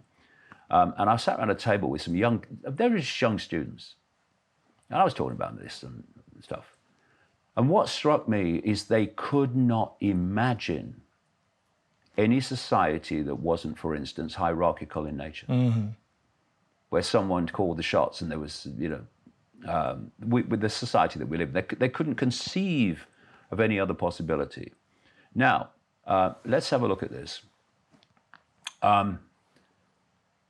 You come out of the womb, you go through the education system, you get you know, your perceptions downloaded, and then you go out into the world of work. So hands up, not in this room, of course, where no hands would go up, but generally, do you want to do your job because you love your job and you want to do your job? Or are you doing it just to survive? And hands will go up everywhere. Because most people are not doing the job because they want to, but because they have to, they feel they have to.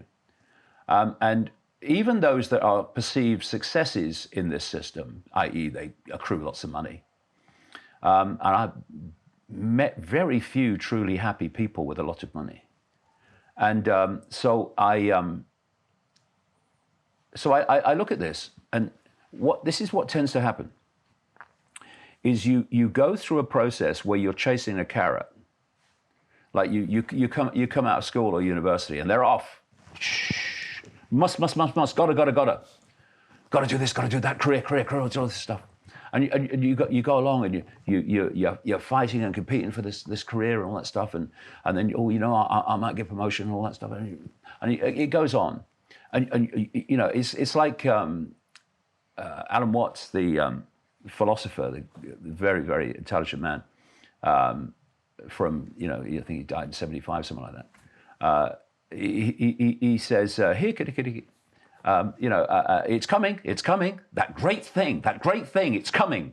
Oh yeah, chasing the great thing, and then you end up selling insurance or something, or and under pressure. Your quotas are not high enough. You got to work hard. Oh yeah, work hard. And you're trying to persuade this guy to buy your insurance or buy your washing machine or something like that. And every day, oh God, is he going to buy it? Am I going to get me quota? You're a police officer. Oh, am I going to get me quota of speeding fines? Oh my God! And you're going through this, and then it's coming. That great thing, it's coming. And some people kind of reach that, what they perceive to be the great thing. They become the boss, or they get this job or whatever, and then they realize that actually inside, nothing's changed. This great thing was not a great thing. It was a carrot dangling on the end of the string in front of the donkey. And you see people as they get older in life, and they basically go, what was it all about? What was it all about? I spent all that time away from my family, and I was thinking about money, I was thinking about career and all this stuff, but what was it all about when I look back? Now it's kind of finished and I'm coming into retirement. What was it all about? And you realize actually it was a hoax.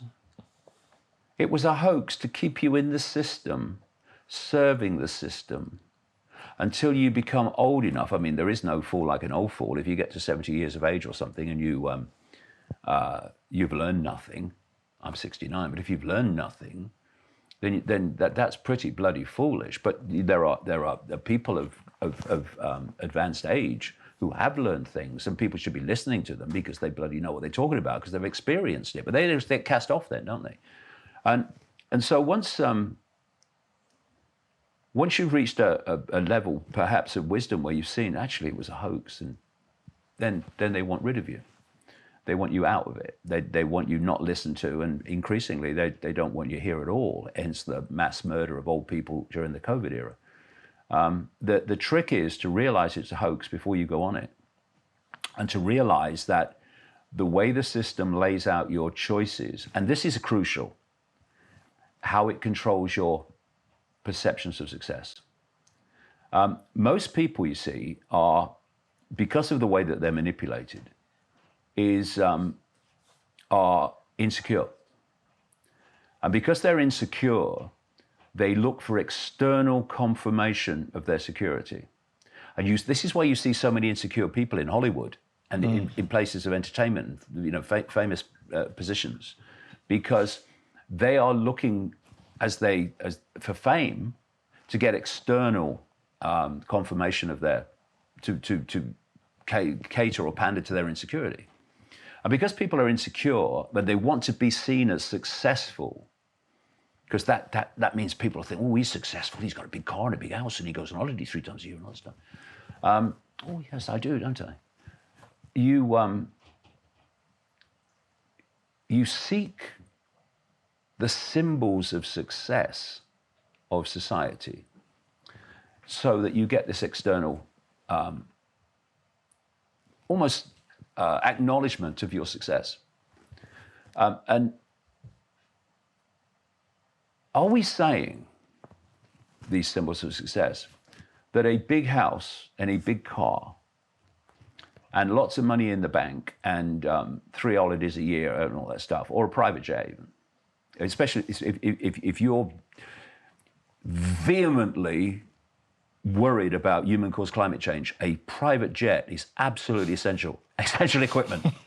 So, well, it seems to be that way anyway, from what I'm just observing, but is that the only symbol of success?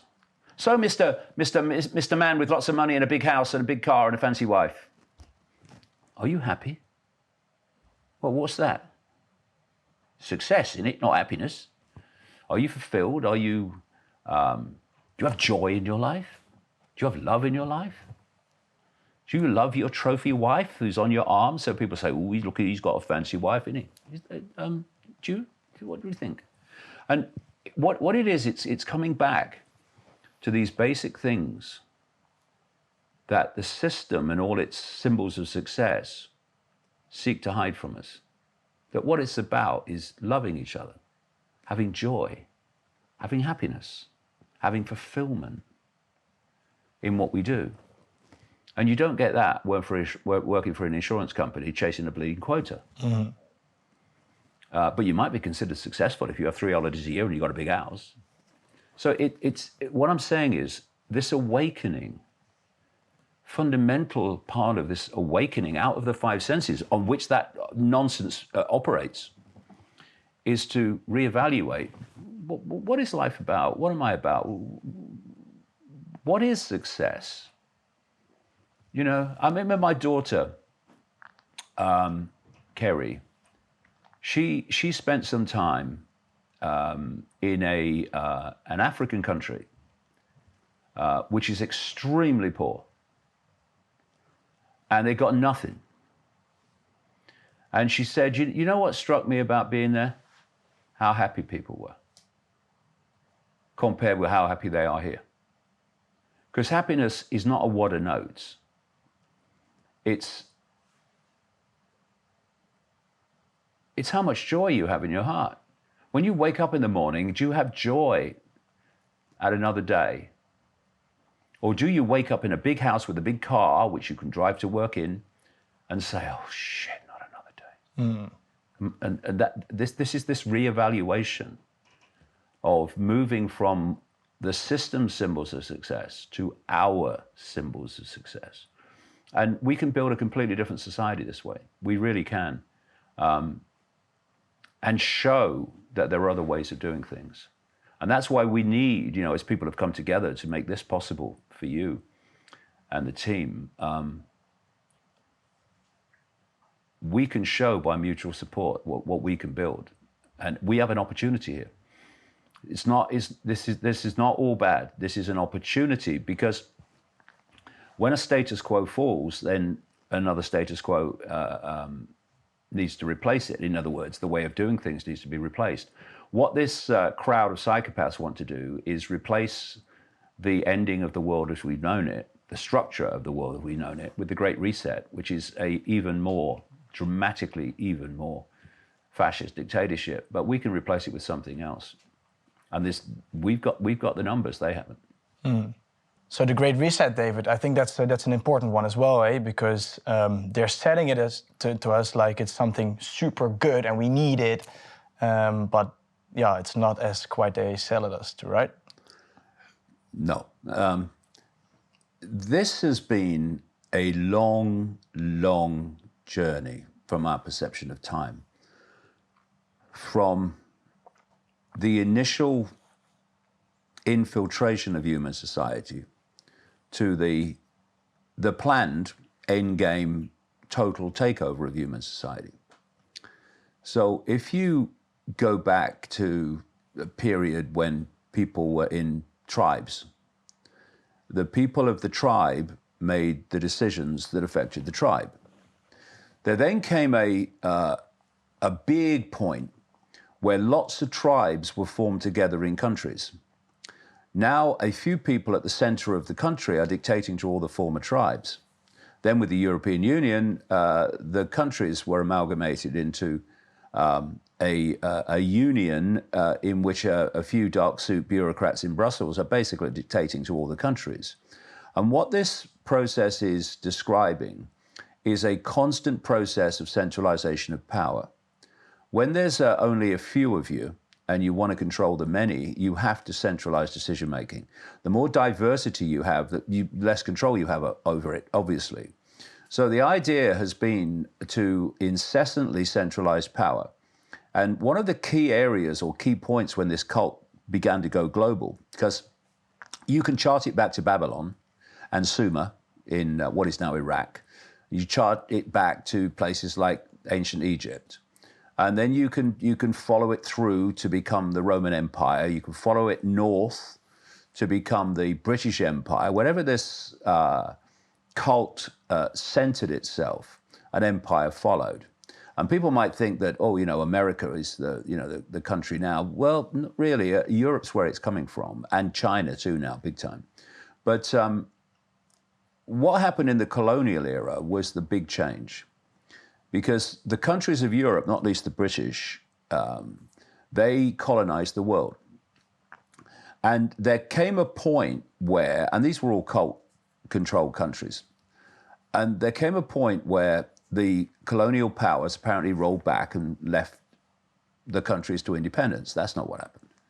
They left behind in those countries the secret society network and the key families that represent the cult in those countries.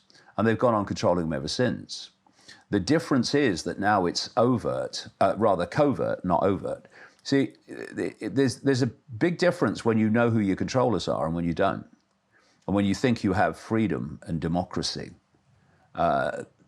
when actually there's another force that's pulling the strings no matter who's in power, no matter which party. And that's how it works. These are one-party states masquerading as political choice. So you have this cult, and it operates globally, but then it has subsidiaries in the different countries. And these subsidiary networks are there to control that country's politics, whoever has a chance of forming a government, and many parties that don't. The banking system, the media ownership, the health system, the corporations. And their job of these subsidiaries in the different countries is to manipulate that country's system. So the centrally dictated global web, or the spider, that agenda is imposed in that country. And this is why you find, like in the COVID era, it's so bloody obvious that all these different cult networks in the different countries have imposed the same centrally dictated response to COVID. And they're selling the same narrative of COVID. This is how it's done. So the colonial period and what followed was when the cult went global. And then you had this phenomenon called globalization, which is what? The centralization of global power in every area of our lives. This was the cult going global and to the present situation where they are absolutely global. And this has been done towards a specific end. And that is to have the complete subjugation of the human race in a technologically controlled, artificial intelligence controlled system in which you have 24/7 surveillance. Everything you do is monitored and recorded by AI, not someone with a notepad, by AI. And that if you behave in ways that what would then be the global government doesn't like, then there are sanctions. And this is what the Great Reset is. It's the transformation of global society into that system. And the way this cult works and has worked through the ages in pursuit of this system is to continually destroy the status quo and replace it with another status quo that's further along the road to this end. They call it creative destruction. You destroy the status quo, you put another one in place. So the COVID era has been designed to destroy the status quo that existed in 2019. And as this system collapses, financially, massive financial collapse coming, and in terms of every other aspect of life, it's like we've got a problem. It's the phrase I came up with back in the 90s, problem, reaction, solution. We've got a problem which we've created. The public say do something, something must be done, and then we who've created the problem and blame someone else and blame COVID, now are going to offer the solutions to the problems they've created. So COVID destroys the status quo, and what's the solution? The Great Reset, which is the system that they've been planning all along to create. And so the Great Reset, and this is something that's been in my books for decades, is something that I call the Hunger Games Society. I called it the Hunger Games Society after the Hunger Games movies came out. I called it something else before, but it's the same system, the same structure.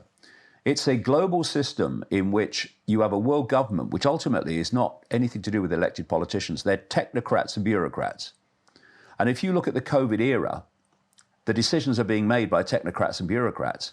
I mean, what is Silicon Valley run by that controls basically the communication system of the world now? It's run by technocrats and experts and engineers and all these people, and not elected people. This is what how the world is supposed to be. So the idea of the Hunger Games Society is that at the top, you have a tiny few people. I mean, they talk about the 1%. I'm talking the less than 1%. And if anyone's watched the Hunger Games movie series, they'll see the structure. A tiny elite dictating to a poverty-stricken, dependent population that, interestingly, was broken up into sectors and sections where each sector doesn't communicate with the other sector. So now you can see that even coming with the travel restrictions of the world. And at the bottom of this pyramid is the mass of the population living in dependency, poverty mostly, but dependency upon the less than 1%. And in the middle is a police military state. The idea is to fuse the two eventually, that has the role of imposing the will of the 1%, or less than 1%, upon the population and stopping the population rebelling against the less than 1%. Now, look at what's happened since the turn of 2020, and you'll see how that society has massively been advanced. And like I say, I've been writing about this was the plan for a long time. it's massively advanced by the COVID era. First of all, if you want to create dependency of the population, and dependency equals control. You want the basics of life, you do what we say. Then that's exactly what they're doing to the non-vax now. Mm-hmm. You want to eat, do what we say. So you have this this situation before where they didn't have that dependency in massive areas of the world because people had independent businesses and people were employed at those independent businesses. It wasn't all down to vast corporations owned by the cult, like all the big cult corporations that we know. People had independent businesses and medium-sized businesses, and not the cult influenced by manipulating the financial system, and governmental policy, but they didn't control absolutely. So what they've done with lockdown, this is what lockdown's all about. No, of course it's nothing to do with health. It's about destroying independent business and destroying independent employment. Because once your business is gone and your employment's gone, you're in a state of dependency. How am I going to pay the bills? And the idea is, I've been saying this for a long time as well, is to introduce what they call a guaranteed income. And the guaranteed income would be introduced, because vast numbers of jobs are gone and independent businesses have gone through lockdown and the ongoing restrictions. But also AI is taking jobs away in vast numbers every week now. So how do you pay the bills? Well, we'll give you a guaranteed income. It will be a pittance. Oh, and by the way, there's a few strings. You will only get it if you do what you're told. And we've had a precursor of this, for instance, in Australia in recent years, where they're saying to people on state benefits, if you don't have your kids vaccinated according to the schedule the government lays out, then you're going to lose benefits. So what are they now saying around the world? They're introducing trials in different American cities now of a guaranteed income. And a guaranteed income is a straitjacket of dependency. Okay, you don't want the guaranteed income? Okay. How else are you going to pay your bills? How else are you going to eat? And the blueprint for the Great Reset, we already have. China. Mm-hmm. I was saying in books and talks and stuff way back, if you want to see what's planned for the West tomorrow, look at China today. Why? What this cult did, because the first thing to get people get their head around, the cult has no borders. Nations, they want rid of nations because they want a global monoculture state with all cultures as we perceive them now gone. But they don't have countries. They have sectors. They have subsidiary networks, but they don't have countries. They're for public consumption, nations.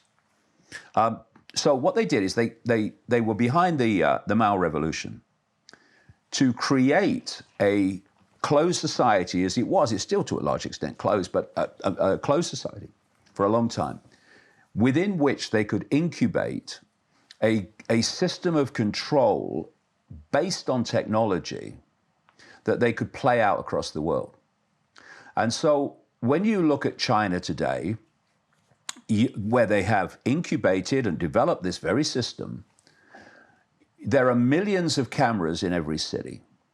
They are monitoring in real time. Your AI life is recorded and monitored.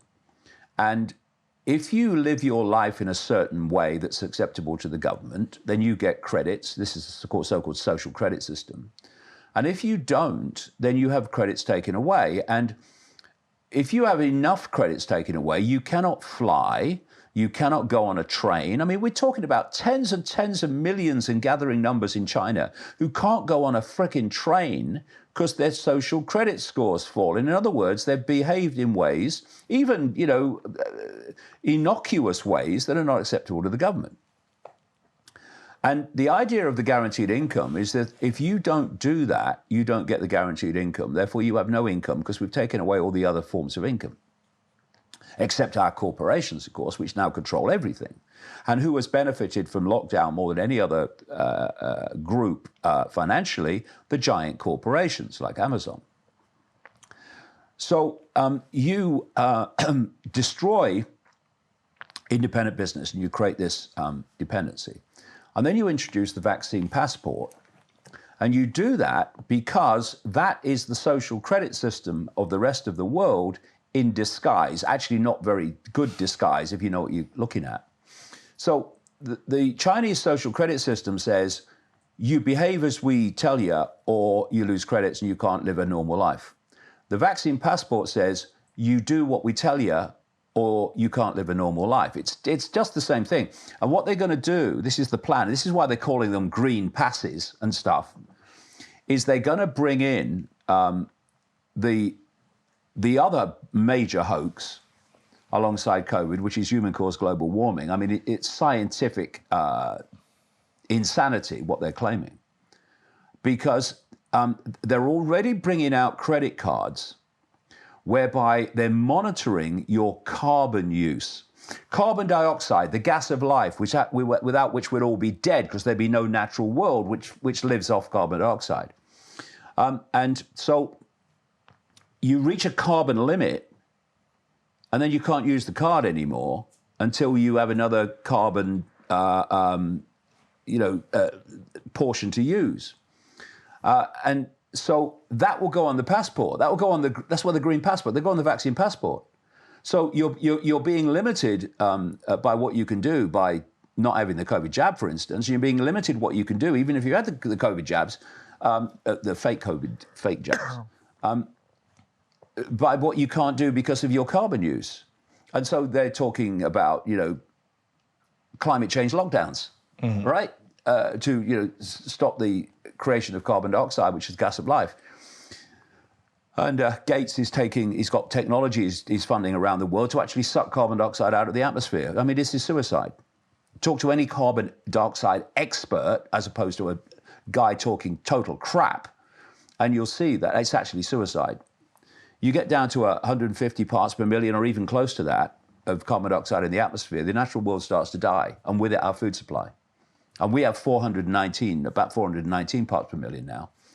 And the optimum, you talk to the experts, the optimum of plant growth and food production is 2,000 parts per million. Mm-hmm. So demonize the gas of life, and that's all part of it. So this is what the vaccine passport's about. It's the start of a process. It's not the end of it. And so the idea is to create this system of control coming out of China. And what came out of China? The COVID hoax came out of China. Remember all those people? Everyone remember all those people falling dead in the street in China or collapsing, being carted away in an ambulance? Anyone seen anyone collapse with COVID in the West? Same virus. You can. They say you can't be a little bit pregnant, and that's true. But you can be a little bit alternative, right? And what I mean by that is you're alternative to the narrative, but you're still buying enough of the narrative to lose the plot of what's actually going on. Mm.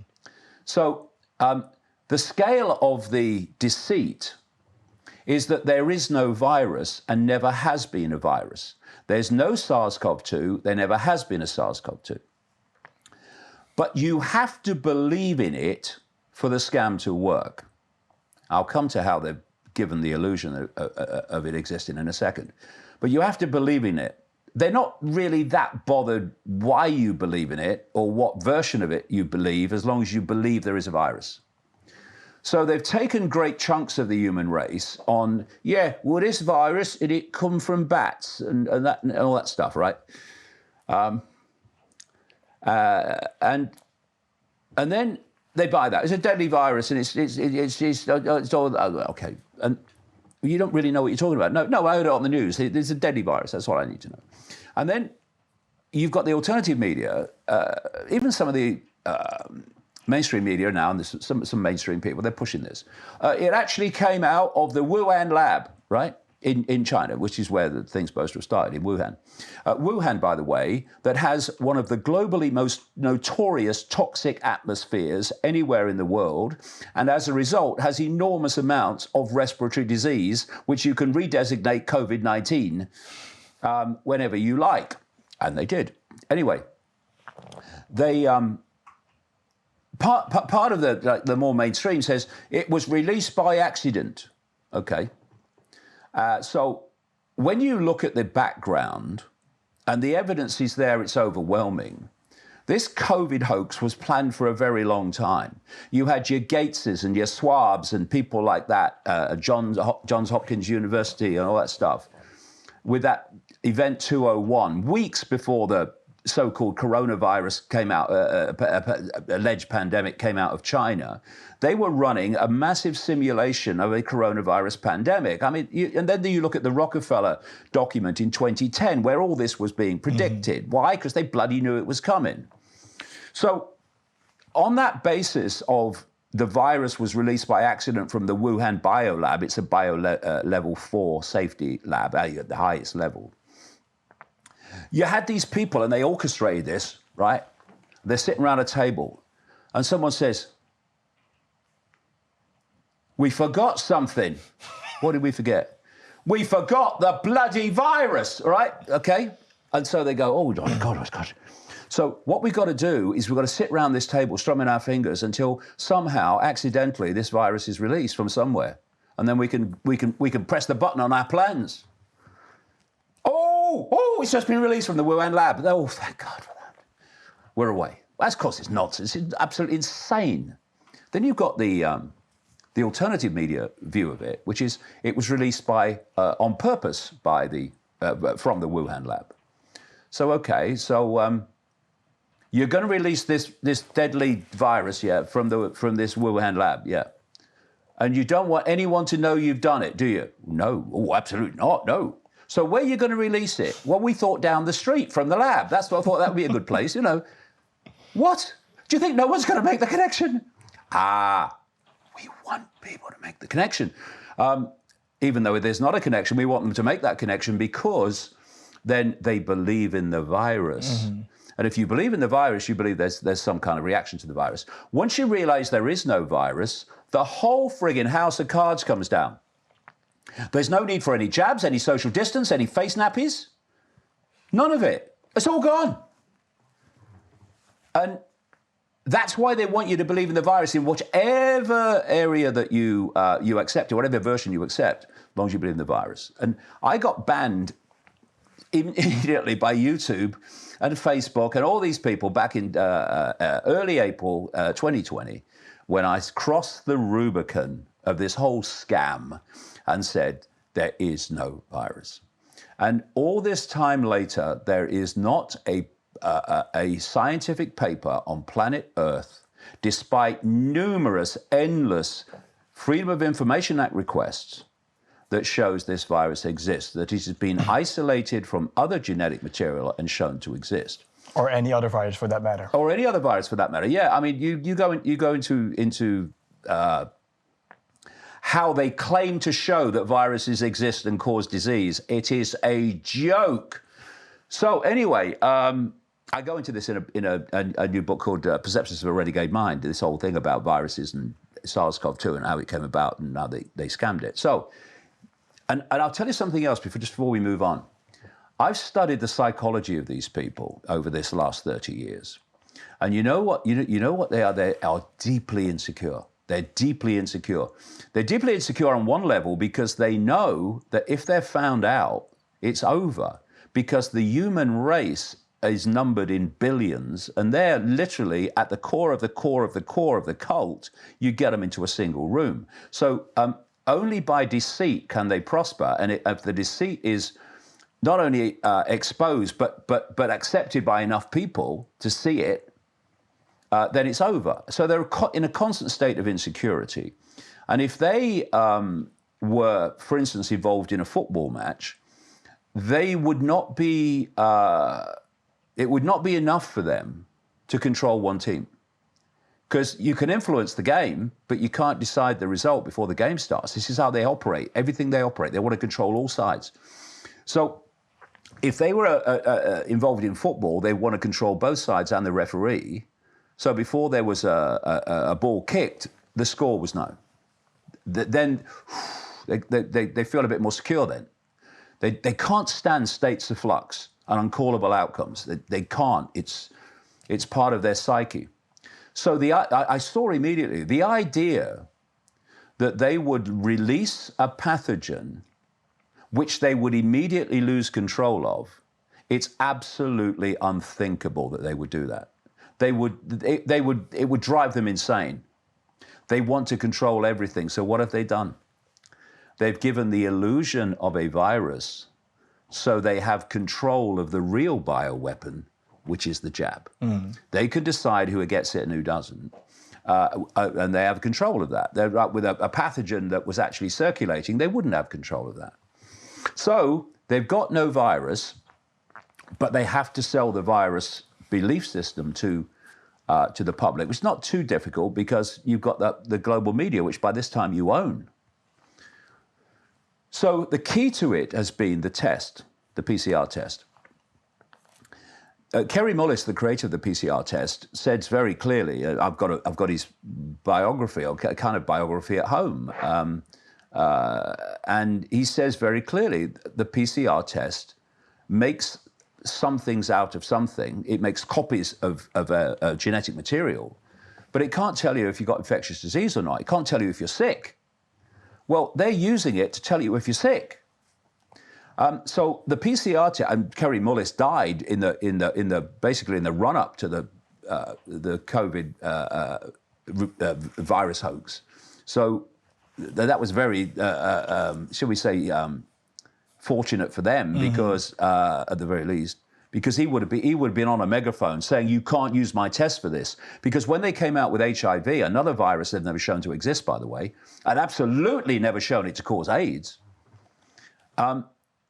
he was coming out. He said in this book, you can't test for HIV with my test, which he got a Nobel Prize for creating. So in January 2020, just as this thing was starting to kick off, along comes a virologist in Germany called Christian Drosten, who just happened to produce the protocol for testing for SARS-CoV-2. Immediately, no peer review of his findings and his claims. Immediately, the World Health Organization, created by the cult, recommended that test to all the member nations of the World Health Organization. So now you've got a test that's not testing for the virus, that's allegedly giving you all the cases of the virus. And then they brought out this lateral flow test, which is so bleeding useless. If you test positive, you have to check if it's positive against the PCR test that's not testing for the virus. This is where all the cases are coming from, right?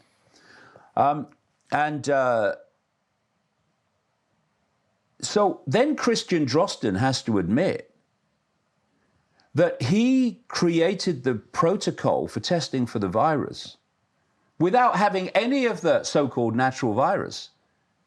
He was doing it from a computer program.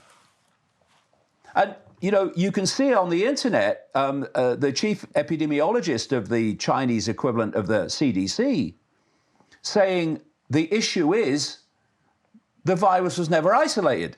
In other words, they've never shown it to exist in a natural state. So then the FDA comes out with a document more recently which says that they have sanctioned 59 versions of the PCR test, and every single one of them is from a computer code of the virus. And this is why they can't produce any paper that shows that the natural virus has ever been shown to exist. They created it on a computer. It's called in silico, in silicon computer. That's where it's come from. They just created a code. And so there's your cases coming from a test not testing for the virus. And then they come out with this extraordinary, I mean, hello, where they say anyone that tests positive with a test not testing for the virus and dies of any other cause within 28 days, COVID-19 goes on the death certificate. So we have a coroner in America who points out that a fifth of their COVID deaths have come from people with gunshot wounds and falling off a bloody motorbike or something. And, you know, I've quoted doctors in my books who said that, you know, they know that the rest of their medical profession that they knew, from the spring of 2020, they were putting COVID-19 on everyone, whatever they died of. And so there's your deaths. And so suddenly when this is pointed out, they stop saying died of from COVID, and they start saying, well, died with COVID. Well, you may say they died with COVID. In other words, they tested positive for a test, not testing for the virus, having died of something else. But on your death numbers, globally and nationally, that becomes a death from COVID. Oh, look, we're passing these millions. No, you're not passing these millions of deaths. No, you're not passing these millions and whatever of cases. It's all fake. And I mean, not a little bit fake, this bit's fake, that bit's fake, but that's all. No, it's all fake. And that's when the penny drops. When that penny drops, you see none of it is justified. None of it. It's a massive hoax. But then they had a problem because they couldn't generate. And by the way, I had a long email sent to me written by a medical scientist in America, still working in medical science in America, in March of 2020, explaining how they were going to do it. He said, this is what they're going to do. They're going to get the test with a PCR test, which is absolutely invalid to use. And what they're then going to do is they're going to get the worst of the flu people, and they're going to call that COVID-19. And because they get the worst of the people with flu, they're getting those that are dying from flu. They're now calling it COVID-19, so it seems that COVID-19 is more dangerous than the flu, when all they've taken is the most extreme flu cases who are going to die from it and calling it COVID-19. So there's another question. There's another question. I've got to get me boost done. Another question for you. Where did flu go? Where has flu gone since the COVID era began? It's disappeared worldwide. Worldwide. The answer, it hasn't disappeared. It's been called COVID-19. And this is how it works. It's this illusion of the virus and the illusion of the deaths from the virus is re-diagnosis of other diseases, which is why excess deaths did not match the alleged deaths from COVID in 2020. And the excess deaths only really started going through the roof, as they are now, when the jab was played out, because that's the real bioweapon that's killing and maiming enormous numbers of people.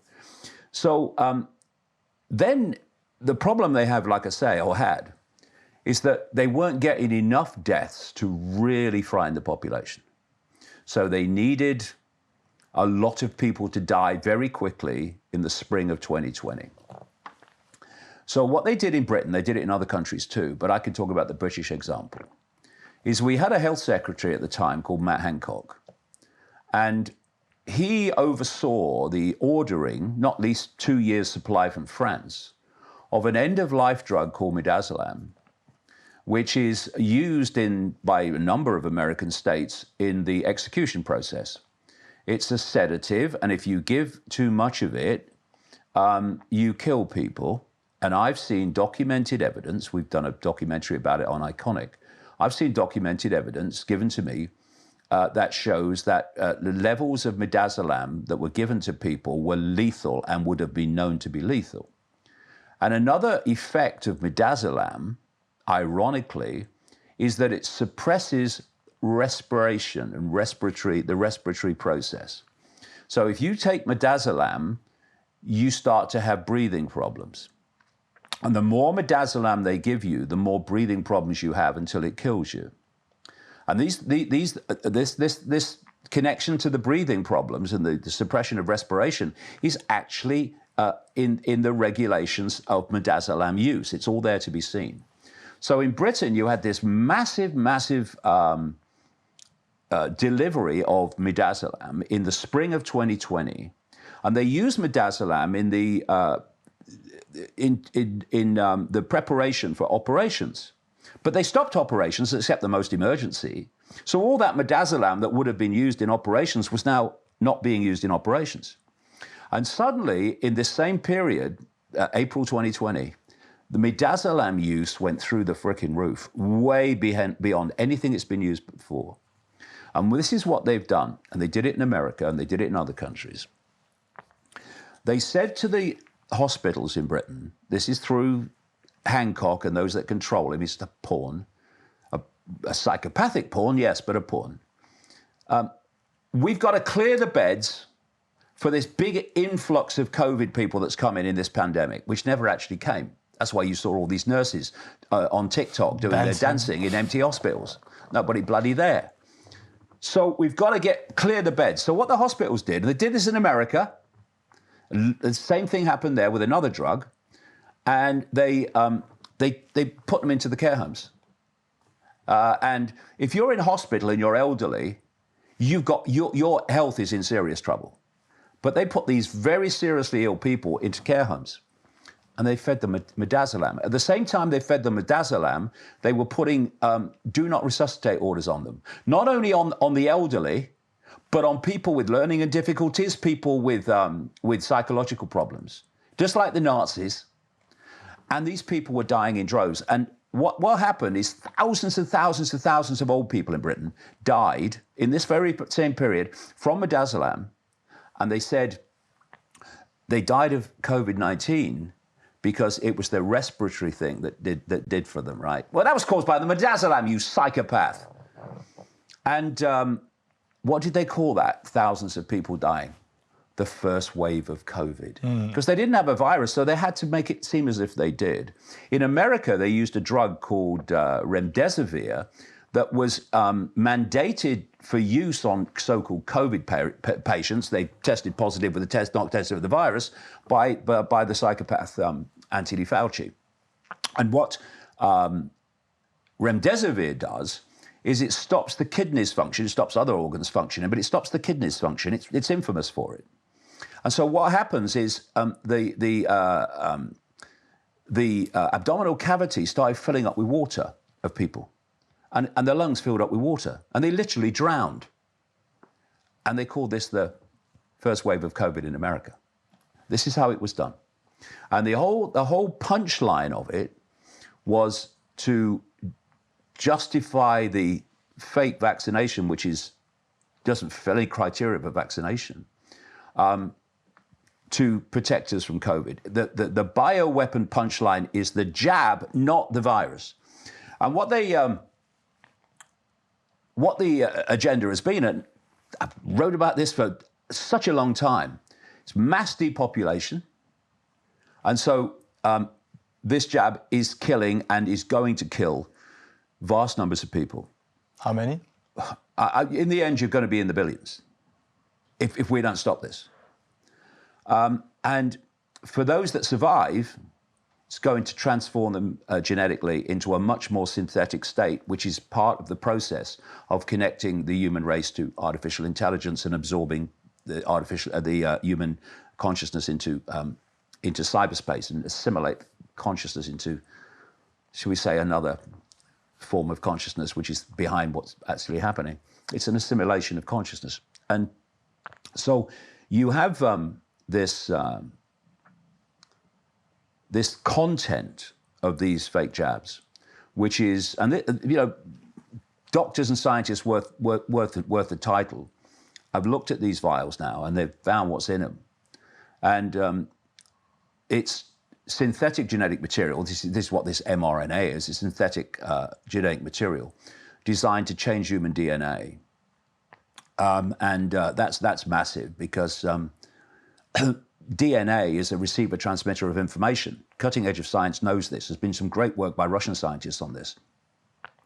And so what you are receiving and transmitting in terms of information, insight, going back, the way you're interacting with the field of possibility and probability, is very much influenced by the frequency your DNA is operating on.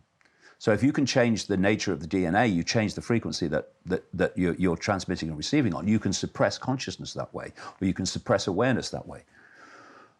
And anyway, so they're also putting in there this stuff, graphene, which is nano material that is incredibly toxic and destructive.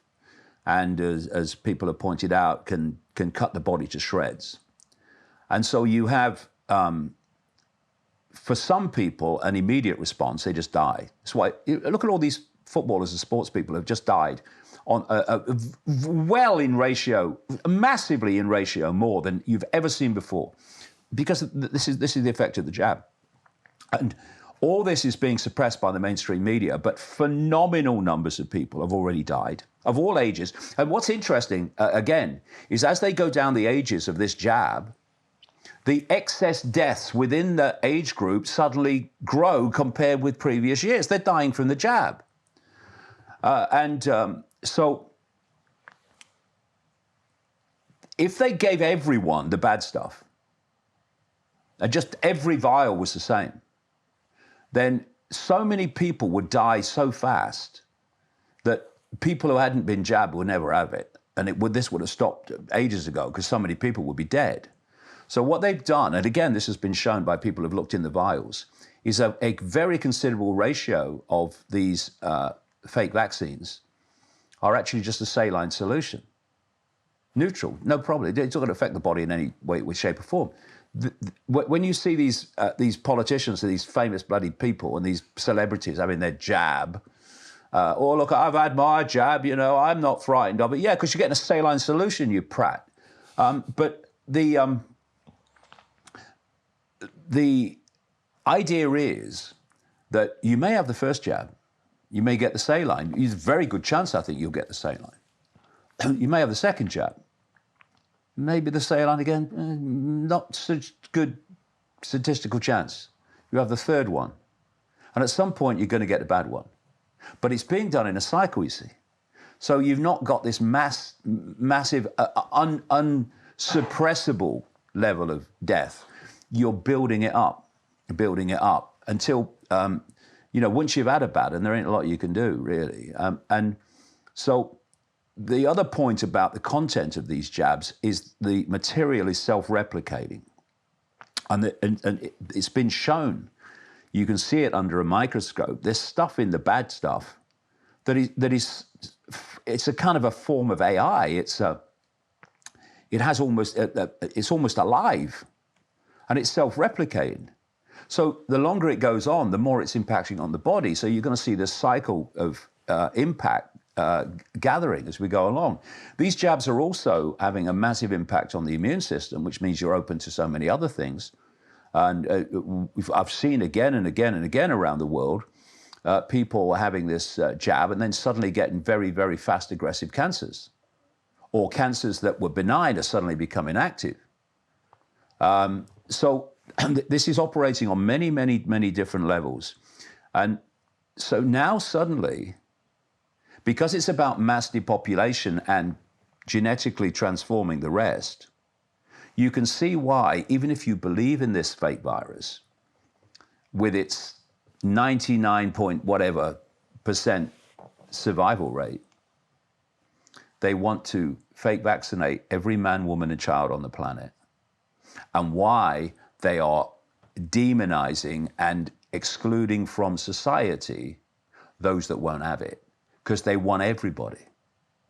And there's another very important aspect to this demonization of those that could see it and won't have it. That decision, have it or not have it, is a fundamental confirmation of where you're at perceptually. Because not having it says, I think for myself and I act upon what I've concluded. So I've thought for myself, I've not just had it without question, I've thought for myself, I've looked at it and I've thought, no way I'm having that. So not having the jab says perceptually you're a problem to this cult, because you think for yourself and you're prepared to stand for what you conclude. This is why they're targeting people in the military, in the police, in the health service, in all the institutions, and saying, you must have this jab. I mean, they want them to have it because they want them to have the consequences. But this is another key reason. you must have this jab or we're going to fire you. And you know, people need to appreciate this cult is run by a level of evil that's almost unimaginable. Therefore, they don't give a damn about you is the understatement of eternity. So when people say, what are they doing? They're sacking all these nurses and all these doctors and all these police and all these military. It's going to create chaos. They want bloody chaos. Their focus is not the avoidance of chaos. It's what they want, because chaos is one of the easiest manipulatable situations you can have. Order out of chaos. That's the motto of the 33rd degree of Freemasonry. Ordo ab chao, order out of chaos. Create the chaos and then offer the order, your order, the great reset, out of the chaos you've created. Creative destruction, as I said earlier. So, they don't want the American military to have people in it who are prepared to think for themselves and act upon it. They want psychopaths, and they want people who will just do what they're told without question, like turning guns on the American population. They don't want people in the medical profession who are going to push back on this. So people are not having the jab. They're the aware ones that can see something's not right here, and they're pushing back on it. Well, you might do it to them, but you're not doing it to me. I can see what's going on. They want rid of them. And this is what's happening. They're excluding from the institutions those whose decision not to have the jab shows where they're at perceptually. They want rid of them. That's why we're being demonized. Mm-hmm. And that's why we need to mutually support each other and build a different society. Mm-hmm. And also about the vaccines, because now we have like COVID and everything, but the side effects of the vaccines are exactly the same as the Omicron variant, right? So they're trying to pin all the deaths on the vaccines on the Omicron variant. Well, the Omicron is an anagram of moronic, right? Which is so appropriate. The idea that there is an Omicron variant is moronic. Simple as that. This has been explained to me by those who've researched, doctors who've researched the background to this non-existent virus and how it's actually a computer creation. When you try to repeat and replicate the original code on a computer, you very rarely can do it. The code's slightly different when you try to replicate it. When it's slightly different, it's just a frickin' computer code, not a virus. They call the different one a variant. It's a variant of a computer code. That's all it is. And if you can't test for the original fake virus, how can you, in hours it seems, suddenly start testing for the moronic variant? How can you? You can't. They're making it up. They make it up. And the point being is this, and you know, if people come back at me, I do understand why, and they say, you're saying everyone's in on it. No. Look at how these societies and organizations are structured. They're pyramids. So, the World Health Organization says this is the narrative, and it says this is the variant, or this is the virus, or whatever. And in the different member states of the World Health Organization, which is virtually every country in the world, there's a hierarchical health pyramid with the people at the top connected to the World Health Organization. So the World Health Organization narrative comes into country A, and the top of its health hierarchy dictates to that hierarchy what they must believe, the protocols they must use to treat, and how the whole thing is going to work.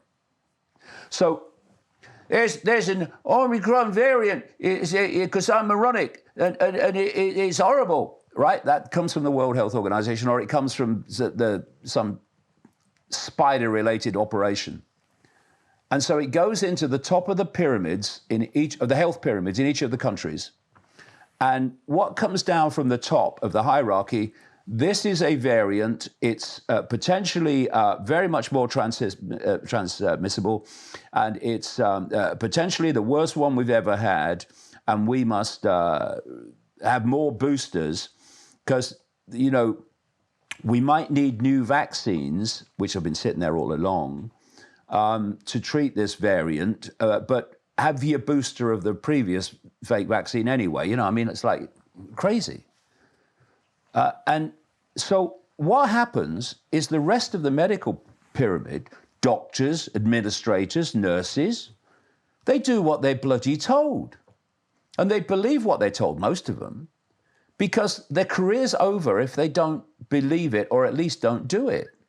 Which is why you've had so many doctors and nurses fired all over the world for questioning the narrative.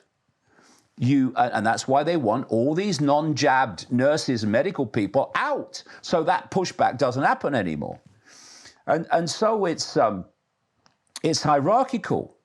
People just do what they're told without question. And, you know, we have to reevaluate the dynamic between the public and the medical profession and doctors and nurses, you know. There are some very, very good doctors. There are very, very good nurses. But there's also a goodly, far more than we thought, having witnessed the COVID era, of complete morons and psychopaths in the medical profession. I mean, I've met doctors galore I wouldn't let diagnose ingrowing toenails, honestly. And they're making life and death decisions. But what life and death decisions are they? The decisions the hierarchical structure is telling them to make. So in America, at the top of that medical pyramid, Fauci says, use remdesivir. That's what you must use to treat COVID patients. So doctors use remdesivir and it kills them through organ failure, not least kidney failure, as I explained earlier. And then COVID-19 goes on the death certificate. Not remdesivir that actually killed them. And this is how it works. And you know, actually, it's worth mentioning here, this is how the whole structure works, and how, not just in these pyramids, but in the global pyramid and the national pyramid. This is how a few control the many. It's so simple.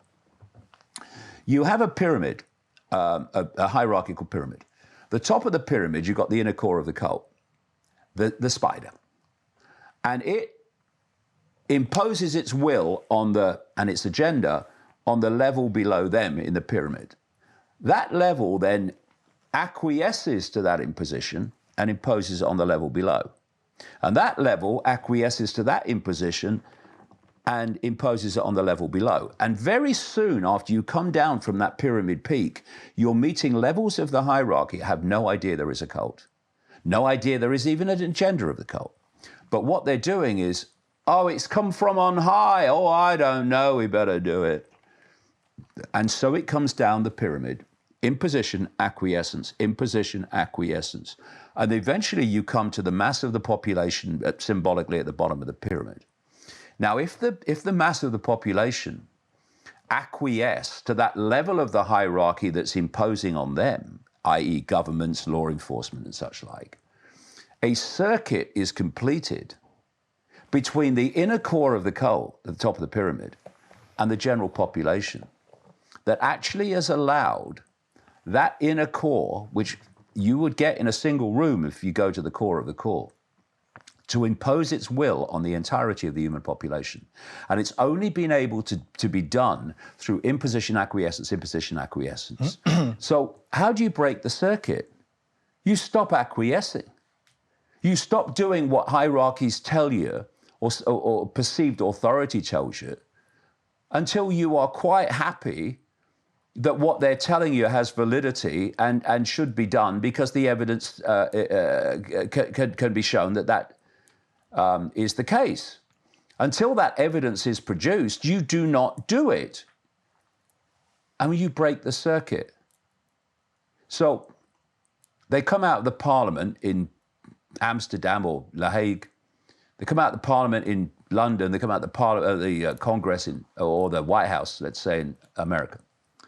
And they say, we've had a meeting And this is what's going to happen. Okay? So the population in enough numbers says, we're not doing that. We're not doing that. No way we're doing that. Well, you've got to put masks on your kids. No bloody way. Mask on your face. You're having a laugh. No way. You have the jab. No way.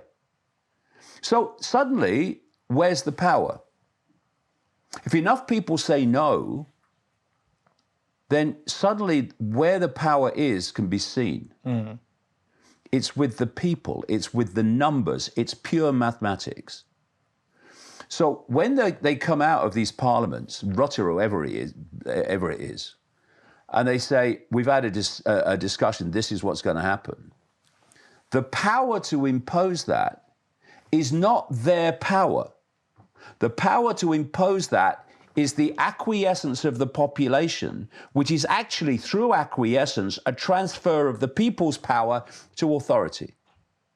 And when that's recycled back, people think authority has power. No. You can see that authority imposing upon population. What they don't realize is that power started with the population when it acquiesced to authority. Mm-hmm. So authority has no power. That's the penny drop. Mm. You cannot control getting on for 8 billion people when, if you add together all the people in the know, all the administrators and gophers of people in the know, all the police, all the law enforcement, all the military, and then you put that against the global population, it's a joke. There's no way that should be able to impose its will upon that. But it does, because that acquiesces to that. And that's, you look through human history, all of it, you find the same dynamic. Mm. The few control the many. Yeah. Why? Because the many acquiesce to the few. You know, people say, oh, what can we do? Well, get me a calculator and I'll show you what you can do, right? What's the global population again? Oh, thank you. Now let's take this away from that. What are you left with? Well, virtually the entirety of the global population, if you take that. Well, yes, exactly. It's staring us in the face. But there are people who can't see because they're programmed. And there are people who can see a bit. But the thought of acting upon what they can see makes their backbone vibrate like jelly. Mm-hmm. And, you know, I've called my latest book Perceptions of a Renegade Mind, because there is a massive difference between a renegade mind and a critically thinking mind. A critically thinking mind can look and see what's happening, but it won't necessarily stop cooperating with what's happening, because it might be having a wobble, and it might say, oh, yeah, but what are the consequences for me of doing what I know to be right? Whereas a renegade mind is a critically thinking mind, because it will look at what's happening and get off the postage stamp. But then it will say, and I'm not cooperating with it either. I'm not cooperating. I've seen what's going on. I'm not cooperating with it. And so it's renegade minds, actually renegade hearts, that are going to bring this to an end. Because if you look at how tyranny comes in, tyranny is never introduced by the tyrants. Tyranny, fascism, communism is never imposed by the tyrants involved, because there's never enough of them. Tyrannies come in by the population acquiescing to the tyrants. That's how it happens. So that's it. It's people that just do what they're told, plus people that can see it but still do what they're told because they're frightened of not doing so. They are the creators and the facilitators of tyranny in all its forms throughout human history. Mm. And every tyranny is brought down by those who will not acquiesce, by those who have something that is at the very foundation of how we're going to bring this down: self-respect. Self-respect has brought down every tyranny in history, because it's self-respect that says, not doing it. No. And you can threaten me with anything you want. My self-respect is not for sale, and it's not in your gift. My self-respect is unmovable. And it's self-respect that says, no, not doing it. Wear a face nappy. You can't go in a shop without a face nappy. That's what we've decided. Oh, okay. And then you've got the other group. You don't want to do it, but I mean, we better do it. And then there's this group with the self-respect. Wear a face nappy. Piss off. Don't be so ridiculous, you moron. You want me to wear a face nappy where the holes are bigger than viral particles, even if there was a virus? Well, if I do that, I'm a bigger moron than you. No, my self-respect won't allow it. And so it's self-respect that's brought down every tyranny, because they're the people that start the process that brings the tyranny down. The others might follow on when they see the way the thing's going and the tyranny's coming down. Oh, yeah, oh, cheer. Yeah, well, we brought the tyranny down. No, you didn't. You chased on after those with self-respect that brought the bloody tyranny down. You created the tyranny. Oh, yes, you're a put me mask on. And this is why we come down to what we talked about earlier. It's all about perception. And you see, self-respect is so extraordinarily the foundation of this, that this is why they're after self-respect. They want your self-respect. Because they know that once your self-respect's gone, what's left is submission. Mm-hmm. I rest my case. So what are they doing? I mean, there's always been morons in power. It's like a magnet, it attracts them. And the cult wants morons in power because the morons will do whatever the cult wants them to do. But if you notice now, it's like sports people collapsing on the pitch. There's more morons in power than there ever has been, right, in the COVID era. You look at whether it's Biden, whether it's Macron, whether it's Johnson, whether it's Trudeau in Canada. Have you seen him? Rutte, the people like Daniel Andrews in Victoria in Australia. And how many medical officers have you seen with a brain cell on active duty? I mean, I haven't. And then you see, this is Professor so-and-so, he's an expert. And my heart sinks. Because in the COVID era, when everyone's introduced as a professor and an expert, complete frickin' bollocks is about to spew forth from their mouth, right? So there's morons all over the system. And what are they telling you to do? Moronic things. Mm-hmm.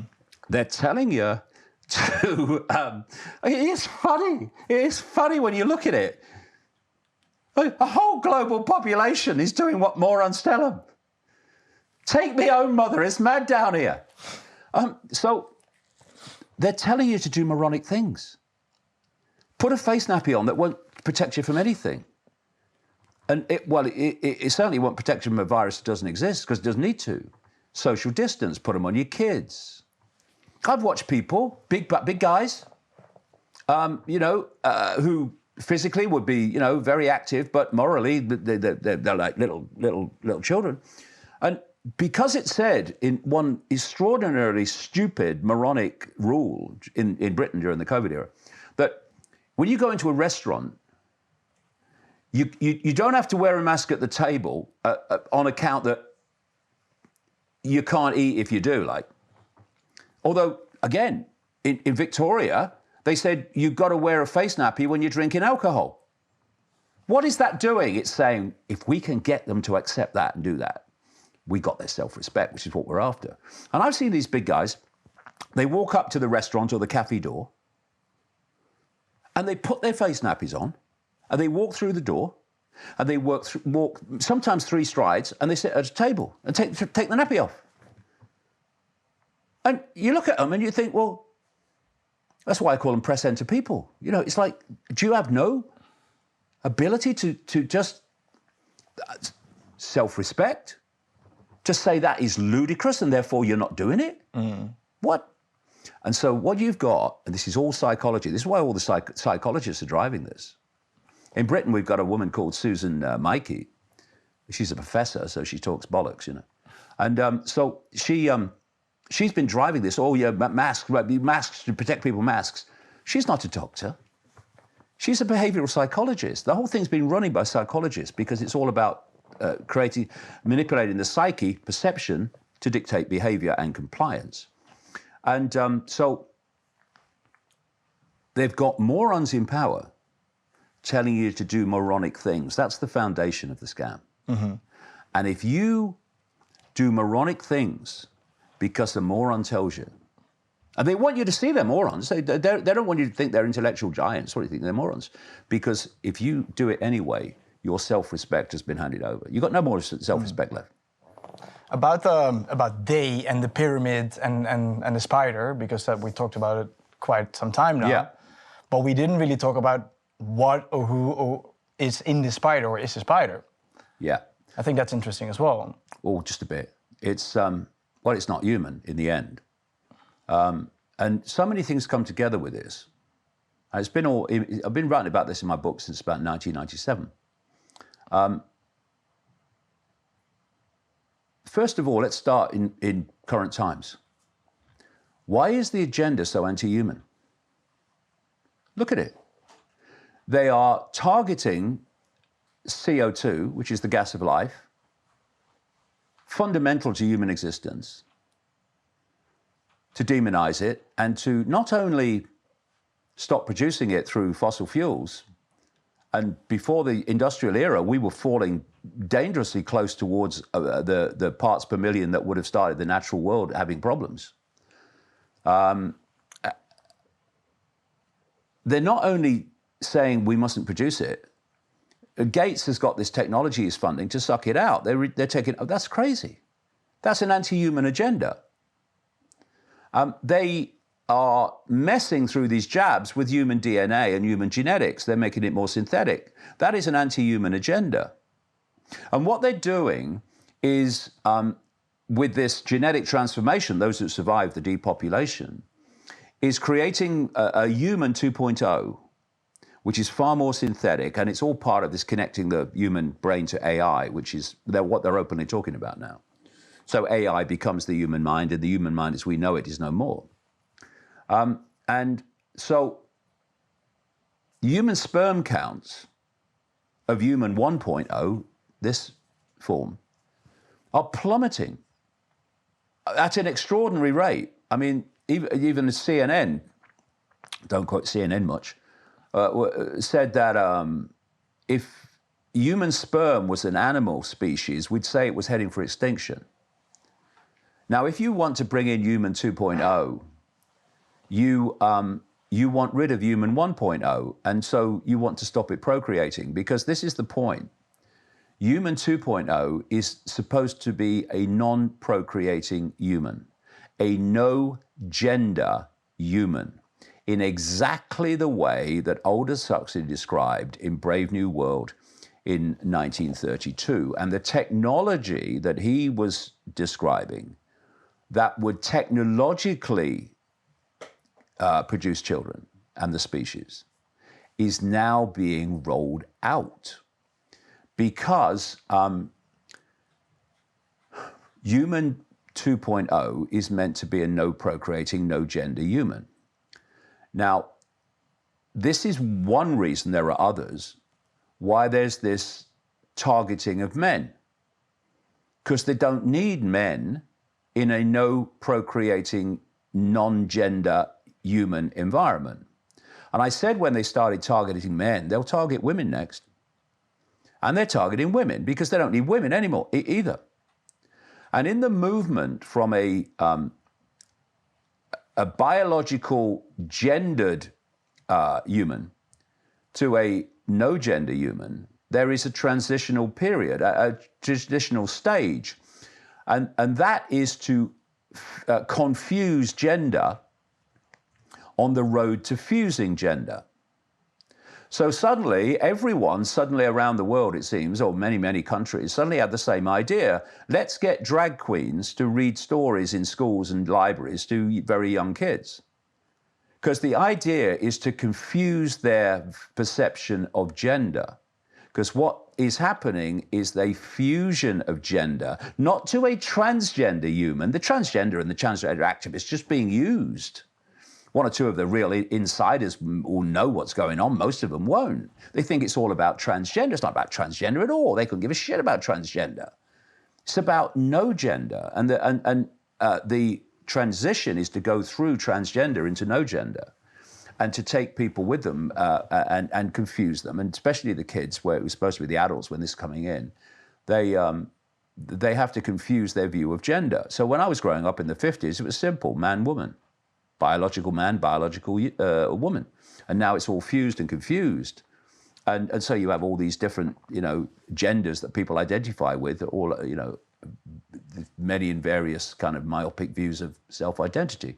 And so the transgender explosion, has came out of nowhere and suddenly everywhere, is not about transgender, it's about the no-gender human. And if you have a no-gender human, you don't need men and women. So suddenly in the political correct hierarchy, the transgender goes to the top of the hierarchy.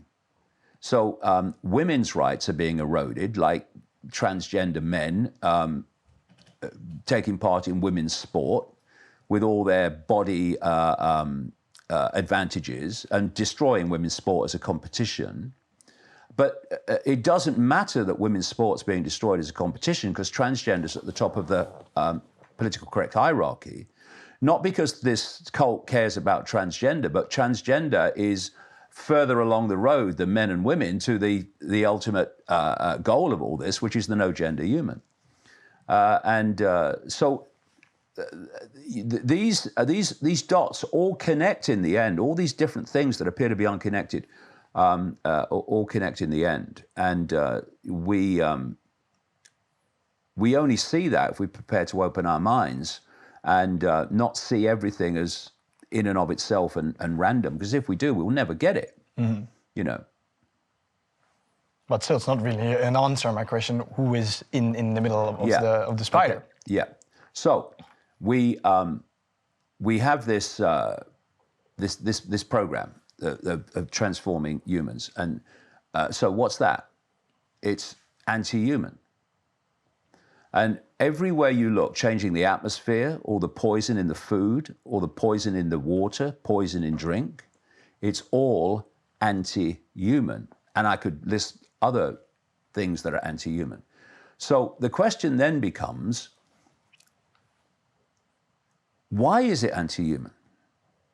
And wouldn't it explain why, if ultimately behind everything else is a non-human force that has been in the process all this time of infiltrating and taking over human society, and therefore what we call the planet, for itself? And why would they want to change the atmosphere? Why would they want to change the vibrational state of the level that we live in by all these satellites in low orbit being sent up there by people like Elon Musk, firing 5G and then 6G and 7G at the Earth and completely transforming the vibrational atmosphere in a way that's very, very bad and detrimental to humans? Now, if there was a non-human force that was doing that, it would make perfect sense. So,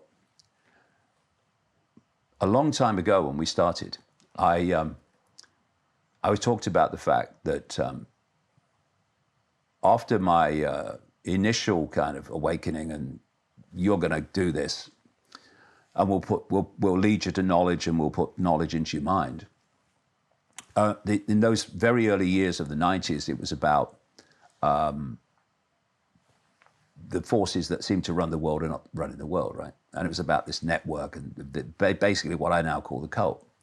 From about 96, when I first went to America to talk about this stuff, again, to nobody at the time, something came into my life. And what has happened since the Betty Shine experience is that a subject will come into my life, a new one, and suddenly information about it's coming from everywhere. And I now recognize it. There's a new stage here. And from about 96, when I was traveling America, well, there was one time, it was a period of 15 days, and I was traveling every day to different cities, talking to not many people. And in a period of 15 days, 12 separate people told me of the same experience they'd had. And that was of seeing someone, apparently human, changing into a reptilian form, and then usually changing back again. And what I do with information is, unless I know from my own research that it's nonsense, I don't dismiss it. I put it on the back burner, as I call it, and I let it simmer, and I see what else comes. And what followed over months and years was an enormous amount of information, ancient and modern, from whistleblowers and from shaman and whatever, ancient modern, that were describing how a reptilian race, other races too, non-human, but reptilian being the dominant one, was actually behind the control and manipulation of human society. And so I then started looking around ancient cultures, seeing if there was any common theme, and I found there was. There was a common theme in that there was a hidden force manipulating human society. And what was very compelling, given what was coming to me in these various experiences and exchanges, is that so often it was described in reptilian terms. It was described as a serpent, it was described as a snake, and all this stuff. And then I met Credo Mutwa in South Africa, who told me the story of the Chitahuri, the children of the serpent, the devastators, and how they were behind the manipulation of human society. I talked to whistleblowers in the military industrial, not the military industrial, the military intelligence network in America. And they told me the same thing from their knowledge. And suddenly you had all this ancient and modern information telling the same story of a reptilian race. And then from just after the turn of the millennium, I started to conclude that we live in a simulation, that we live in a massively advanced version of a virtual reality game. And the more I learned about it, the more it became clear that the Matrix movies were symbolizing and portraying this simulation that we call the world very, very accurately. And the pieces started to come together again when, I've talked to many people over the years about this reptilian race. People have had interactions with them, people that have studied this stuff. And one of the common themes is that they are obsessed with technology, and that technology is their means of control. So to create a simulation, I can explain how they create it and how we decode it. And then to see how technology is now the means through which humanity has been increasingly 24/7 controlled. And that the idea eventually, well, not eventually, but soon, is to start connecting AI to the human brain, and for the human brain or AI to become the human mind. And they're openly talking about this. People like Ray Kurzweil, the Google executive, and Elon Musk, who said, AI could be the end of humanity. All right, yeah, so why did you start a company called Neuralink to connect computers to the human brain, mate, eh? Oh yeah, Mr. Musk, why are you developing these Tesla electric cars when electric cars are designed to go to autonomous cars where the computer will take you where the computer will allow you and nowhere else? And why are you running this SpaceX that's putting all these satellites up in low orbit, that's creating this technologically generated reality being fired at us all over the planet and stuff? Elon Musk, oh dear, don't start me. Anyway, so people ask, for instance, or maybe they don't ask, but if they observe, they'd see that this technology, this controlling technology, is being rolled out so fast, and there's never any gaps in it. There's never a point where people say, well, we can't go any further because, we don't. It rolls out, and it's faster and faster and faster and faster once it started. How can they do that? Are they inventing technology like, in seconds and days or whatever? No, the technology is already there. This reptilian race has had this technology while humans were knocking rocks together. The idea was to bring the human mind on so that it is intellectually developed enough to work with the technology and to build its own prison, but not spiritually, expansively developed enough to find the wisdom to see that that's what it's doing. And so in these deep underground bases, they call DUMBs, all over the world, massive numbers in America, but around the world. If you go low enough, what happens, I've talked to a lot of people who've worked in these places, as you go down the levels, you need a higher security clearance the lower you go. And you go low enough, and that's where the interaction takes place between these reptilian and other entities like the Greys, who are subordinate to the reptilians, and human scientists. And that's where the technological transfer is taking place. So this technology comes out of the underground bases to control the human race. And we've seen nothing yet. It's still developing, but so fast. But they need a cover story to explain how it came into being. So they have front men and front women who front up for companies that are supposed to be in and of themselves bringing certain different parts of this technological prison into the public arena, like Bill Gates and people like that. And so the cover story says this is how it came in, but it came in from the underground bases. And this is why all the time this technology is moving on so fast and more sophisticated technology is coming in, because it's coming out of the underground bases. And so you have this reptilian race that's the spider, and it's been driving this agenda through these ages to get to the point where we are now.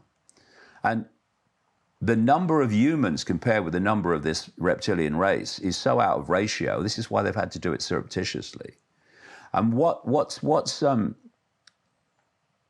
I'm calling this global cult is the network answering to the reptilian spider, whose job it is to impose the will of the reptilian spider upon the world.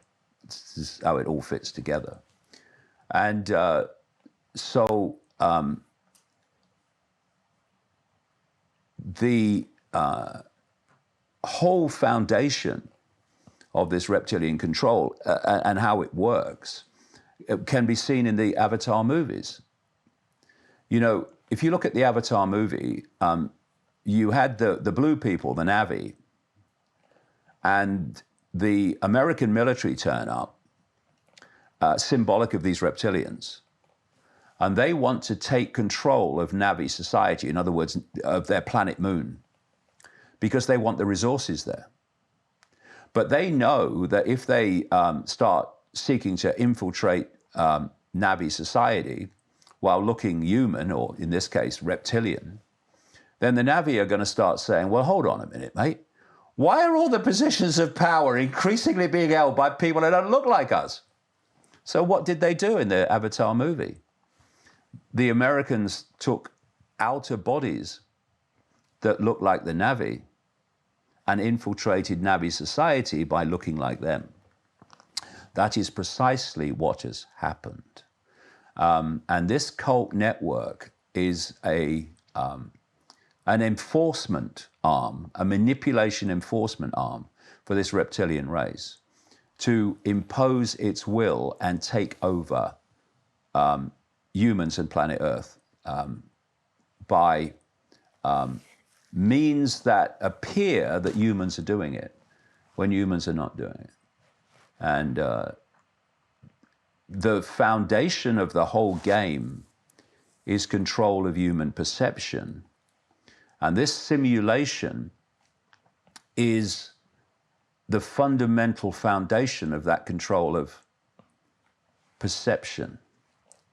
Because we think we're living in a world We think when we look through our eyes that we're seeing all there is to see in the space we're looking at.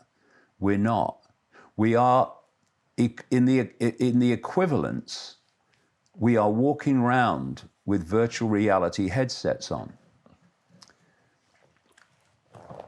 According to mainstream science, the electromagnetic spectrum is 0.005% of what exists in what they call the universe. But visible light, which is the only frequency band that we can see, everything we see is within the band of visible light, within the electromagnetic spectrum. Visible light is a smear of the 0.005%.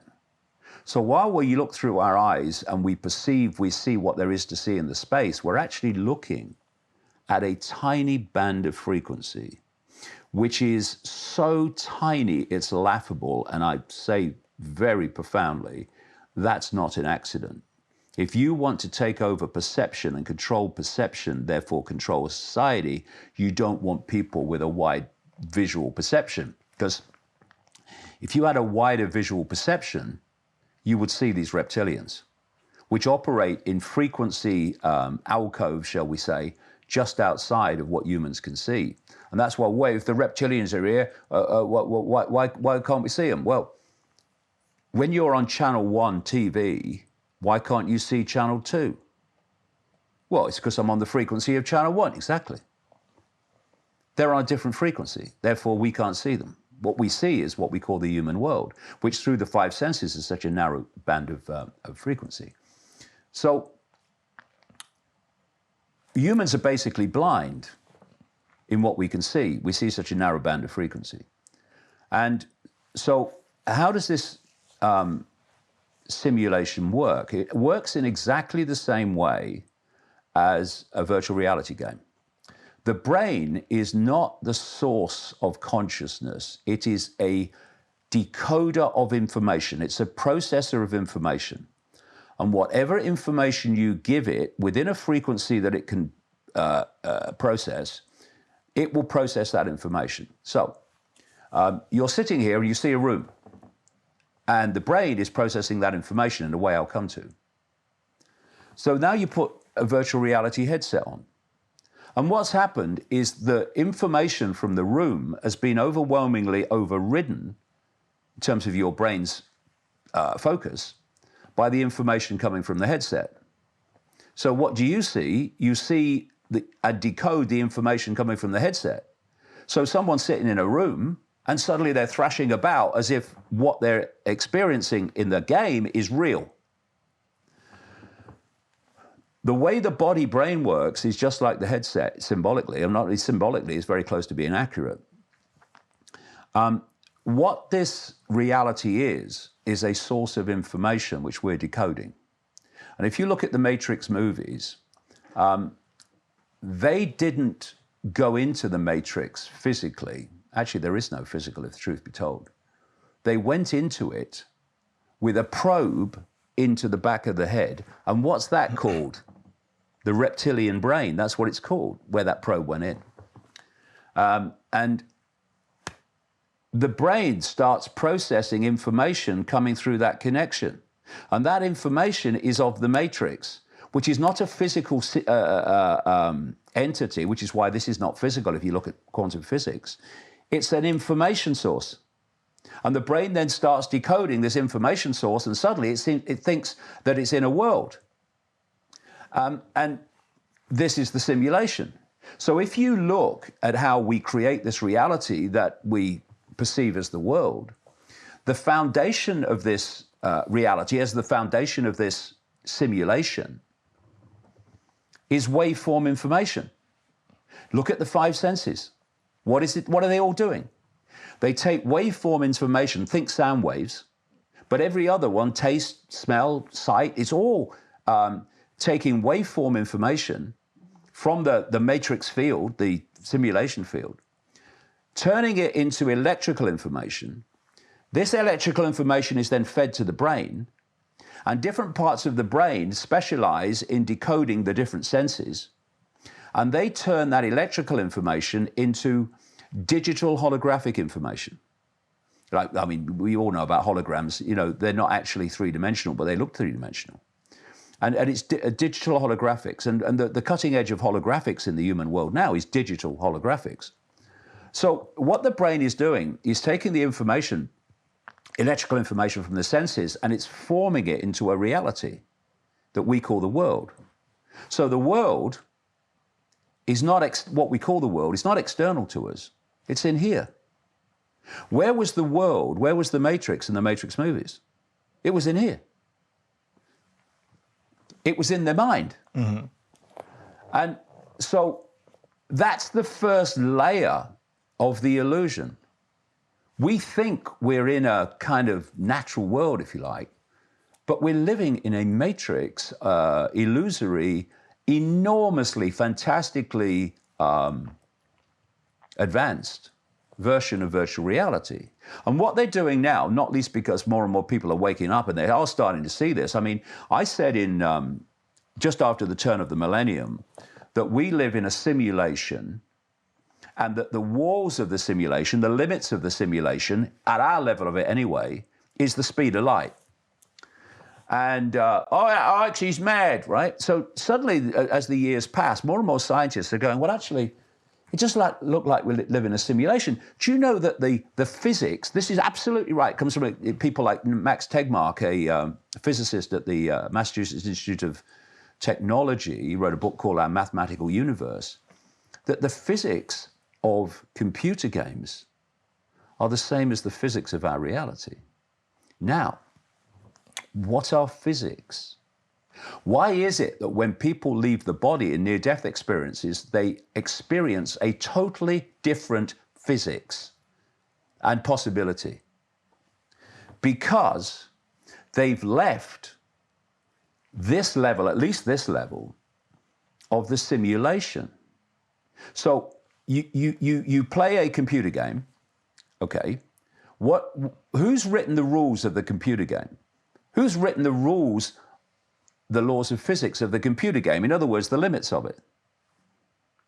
The person who created the game.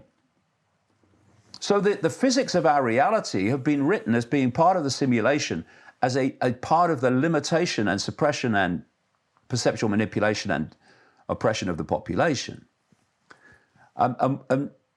In April of this year, there was an article in Scientific American where, someone who didn't leave school at 15, like I did, to play soccer, comes out with, we live in a simulation, and the limits of the simulation are the speed of light, which is what I said just after the turn of the millennium. And what he was pointing out was that when you have a computer game or a simulation, the laws of the game, laws of physics, are written by the creator, but there's always a limit, and that's the processor speed. And he was relating the speed of light to the processor speed limit of the simulation. I think it's absolutely spot on. And so you have this simulation that is feeding us a false reality. And the idea is to disconnect us from expanded awareness. And what is it that connects us to the simulation? It's the body. And what part of the body or what level of the body connects us to the simulation? The five senses. Five senses are decoding the simulation. That's why when people leave the body and the body five senses are no longer decoding the simulation, that they experience a completely different reality, because the body's not, like a computer, is not feeding them a simulation anymore because they're out of it. And so we are looking at a situation where minds need to open dramatically. And when I, like I say, looked at ancient cultures, this recurring theme was there to be seen again and again, of a serpent-type, reptilian-type, snake-like race being the creators of the world, right? You find this all over the place. It was a reptilian type force that created the world, right? They didn't create the world. They created the simulation. Mm-hmm. Now, if you go to the Bible, you start to see this. And basically, you know, before the simulation, there was no humans. The humans, as in the physical form of humans, connecting us to the simulation, that's the creation of the simulation. What we were before was consciousness at a much higher level of awareness and in a much higher frequency of existence, which had a much more ethereal feel about it. It was not dense matter. And what this reptilian force did was manipulate this consciousness into the simulation. In other words, it basically manipulated it to perceive this reality as if it was real. And so you go to the Bible in Genesis. I've been saying now for a long time that the God at the start of Genesis, who says, "Let there be light," and there was light, and created the world in 7 days or whatever, that was not God. That's a misleading diversion. It was the reptilian force. And let there be light, and there was light. This simulation is, on our level anyway, is electromagnetic light. That's what it is. So what we call light, or, you know, people look to the sun and they say, oh, you know, it's follow the light. But that's electromagnetic light. That's not the real light. And if you look at the writings of the ancients and many different cultures, who and people that somehow had got out there, they got their consciousness out there, maybe through, you know, psychoactive drugs or whatever over the ages, they describe outside of the simulation a very different light to the piercing light of electromagnetic light. It's a much more watery light. As one set of writings said, it casts no shadows. It's not like electromagnetic light. This is the simulation. So you follow that Genesis story. Adam and Eve were in the Garden of Eden, and they were ejected from paradise. That was paradise, that higher dimension of consciousness and that higher level of reality that what we call human consciousness now existed in. And who was the villain that brought that about? The snake. Does anyone really think that it was a talking snake? You have to read these things symbolically and not always literally. In fact, often absolutely not literally, or you're going to lose the plot. So then, why did Adam and Eve fall out of paradise? Why did they get ejected from paradise? Because they were given the knowledge of good and evil. What's good and evil? Duality, polarity. The simulation works on duality, whereas higher consciousness works on unity, oneness. There is no duality, it's oneness. Everything in unity. In the simulation, everything is polarity. Good and evil, it's just a polarity. And then they created Adam and Eve, didn't they? And that was symbolic. Adam and Eve was symbolic of the creation of humans. Adam and Eve are symbolic of the human race, and they created the human race. And they created the human race to operate in the simulation. That's what these bodies do. They connect us to the simulation. Does it also mean that, because you just said that the reptilians, they operate on a different frequency, that when our frequency rises, the world, for the people awaken, that we also are able to see the reptilians and everything that's going on? Yeah, well, some people can. Some people can go into the frequency band further than the norm that humans experience, and they do see them. Yes, absolutely. It's why some people see auric fields around people and other people don't. They can tease deeper into the field, and so therefore they can see things that are there, but most people don't see them because they're only decoding form. And the more that you can create a visual myopia, not least by manipulating the frequency band that humans can actually see and decode, because that's what it is, decode. The less they can see, the less they're going to know. And that's another reason why you have this domination of this cult, because what very strongly appears to have happened is that the human DNA, I mentioned earlier, DNA is a receiver-transmitter of information. And the frequency it operates on is dictating the kind of level of information that you're receiving and transmitting. And what they did with the human form is they created a DNA frequency receiver transmission system that kept people in a lower level of awareness. And then they did this. They infused into the human, the human race that they created another race, another genetics that had a much greater infusion of reptilian genetics.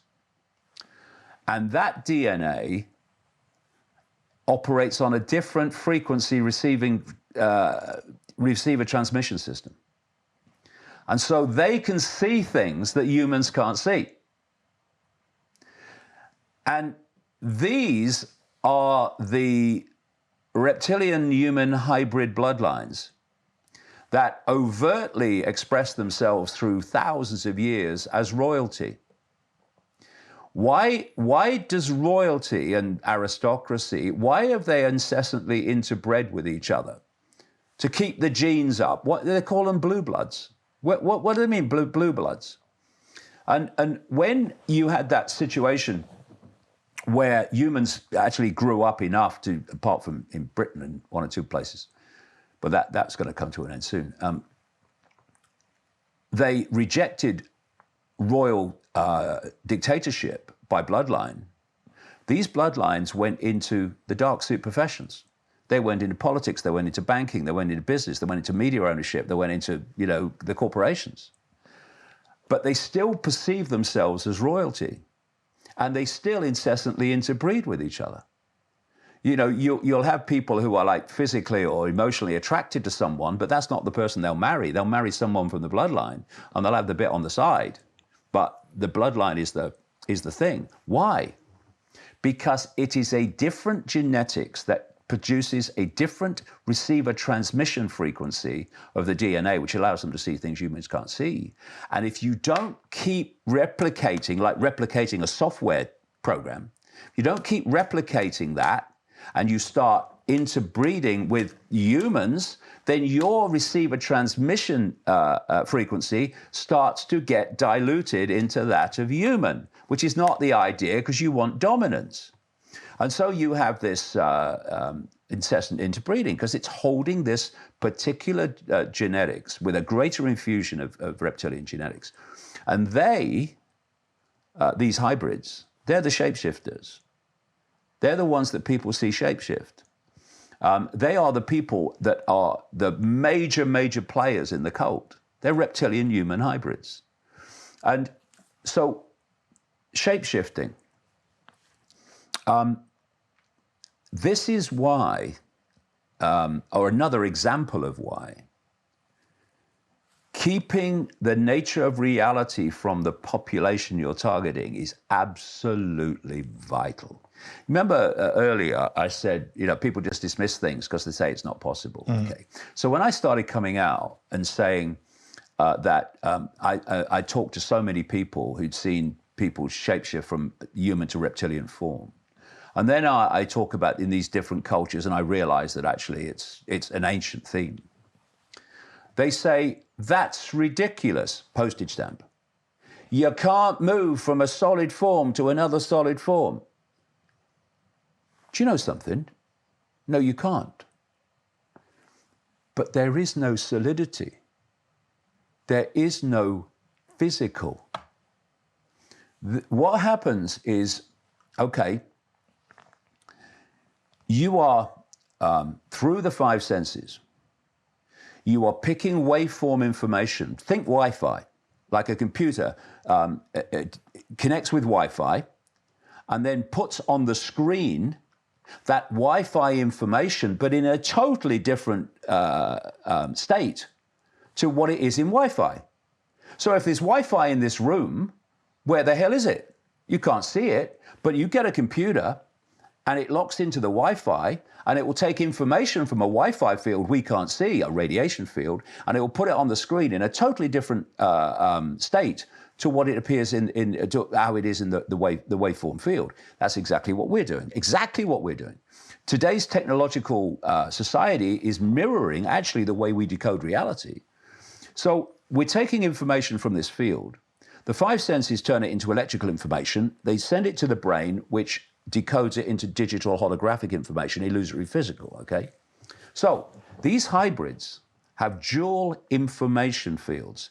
Information fields, not solidity, information fields. The basis of all our bodies is actually an information field. So I'm looking at you and I'm decoding your information field into the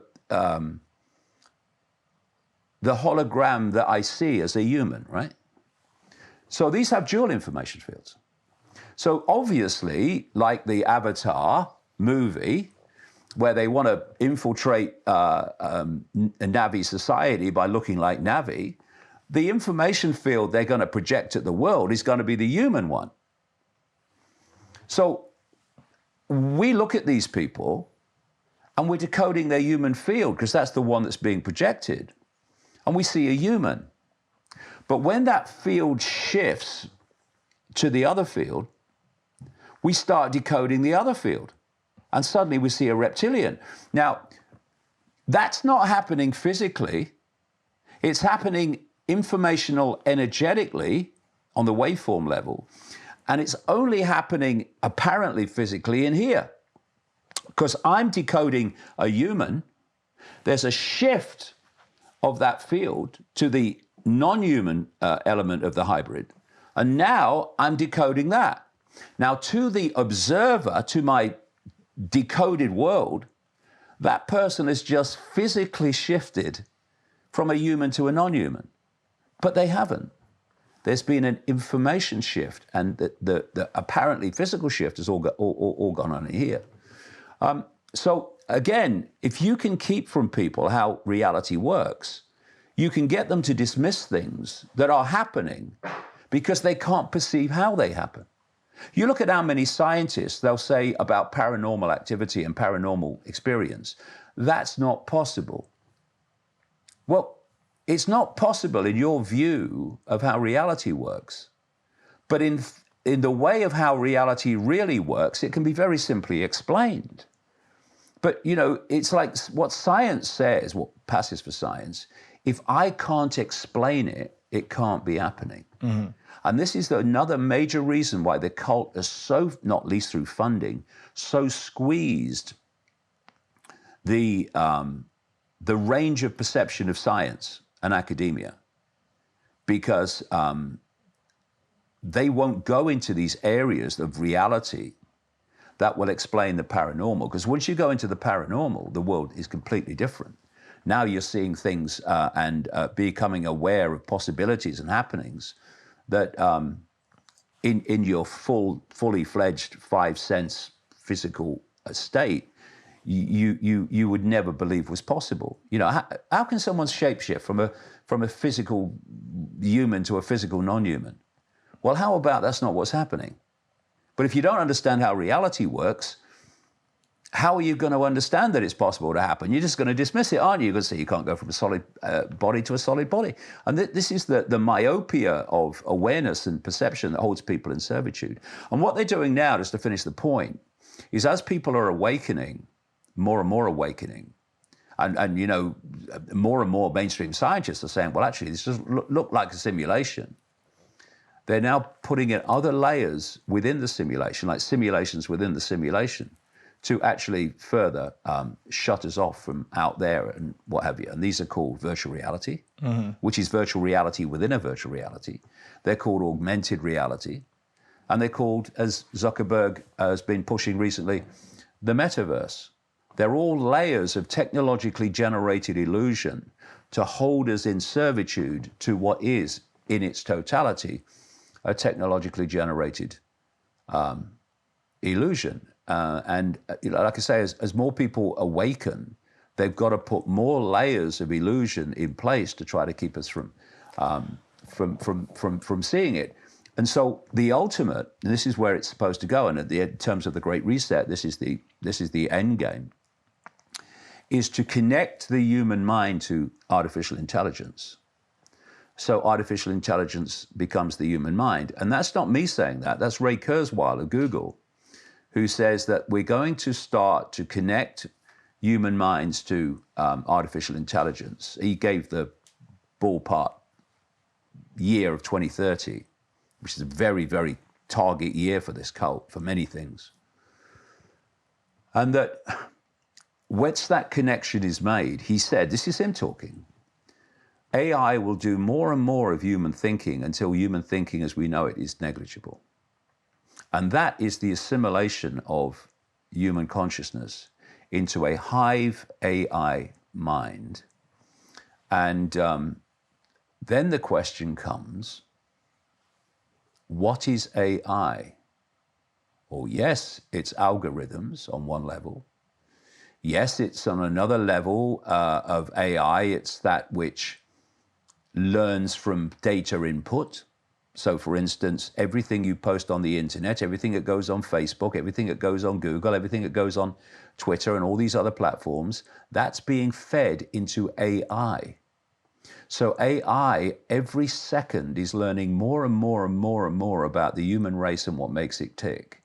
What the human race is emotionally, what the human race is mentally, than the human race will ever know. Giving incredible manipulative potential when you've got AI at that level of awareness of what makes humans tick. But then you've got another level of AI which is never talked about. And I say that's a non-human consciousness. And so connecting AI to the human mind, and it's just something I've written about for decades, is to create a hive mind that is centrally controlled. If you get a computer system, you can centrally control it from one computer. So everything in all the computers is dictated by the central computer. This is the basis of the hive mind that they're looking for, where from a central point, the perceptions of the entirety of humanity, what's left of it then, can be dictated. That's where it's going. Now, what's in these jabs? Nanotechnology capable of connecting us to AI and what Kurzweil calls the cloud. And how is the cloud being created globally? So every inch of the earth is covered in this AI Wi-Fi cloud. Low orbit satellites to cover every inch of the planet so no one can escape from it. Thank you, Elon. Thank you, Elon. And if anybody thinks that Elon Musk is a man of the people maverick, I've got some seafront property in the Midwest they might like to look at, or not look at, but buy sight unseen. Because they probably will if they think Elon Musk is a maverick. When Elon Musk says, I think we live in a simulation, he should be saying, if he was truthful, I know we live in a simulation because I'm part of the network that's running it.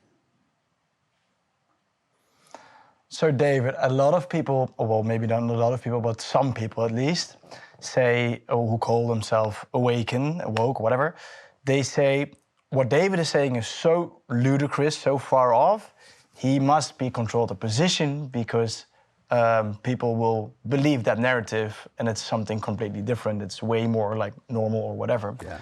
What do you think? What do you think of that? If I had a penny for every time in the last 30 years, as I've gone deeper and deeper and deeper in the rabbit hole, that I was told I was talking nonsense and it's too far out and it's too ridiculous, then I'd probably live in a very big house. It makes me smile. And I'm not saying anyone, people must believe it, they must believe what they believe, and it's up to them.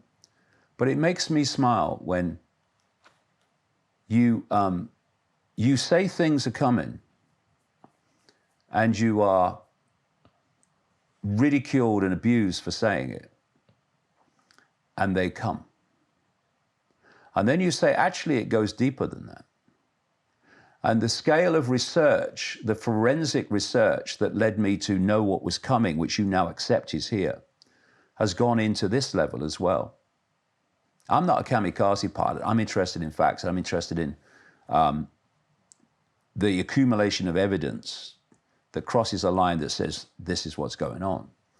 But I'm also someone who doesn't give a shit what people think about me. I think I've shown that.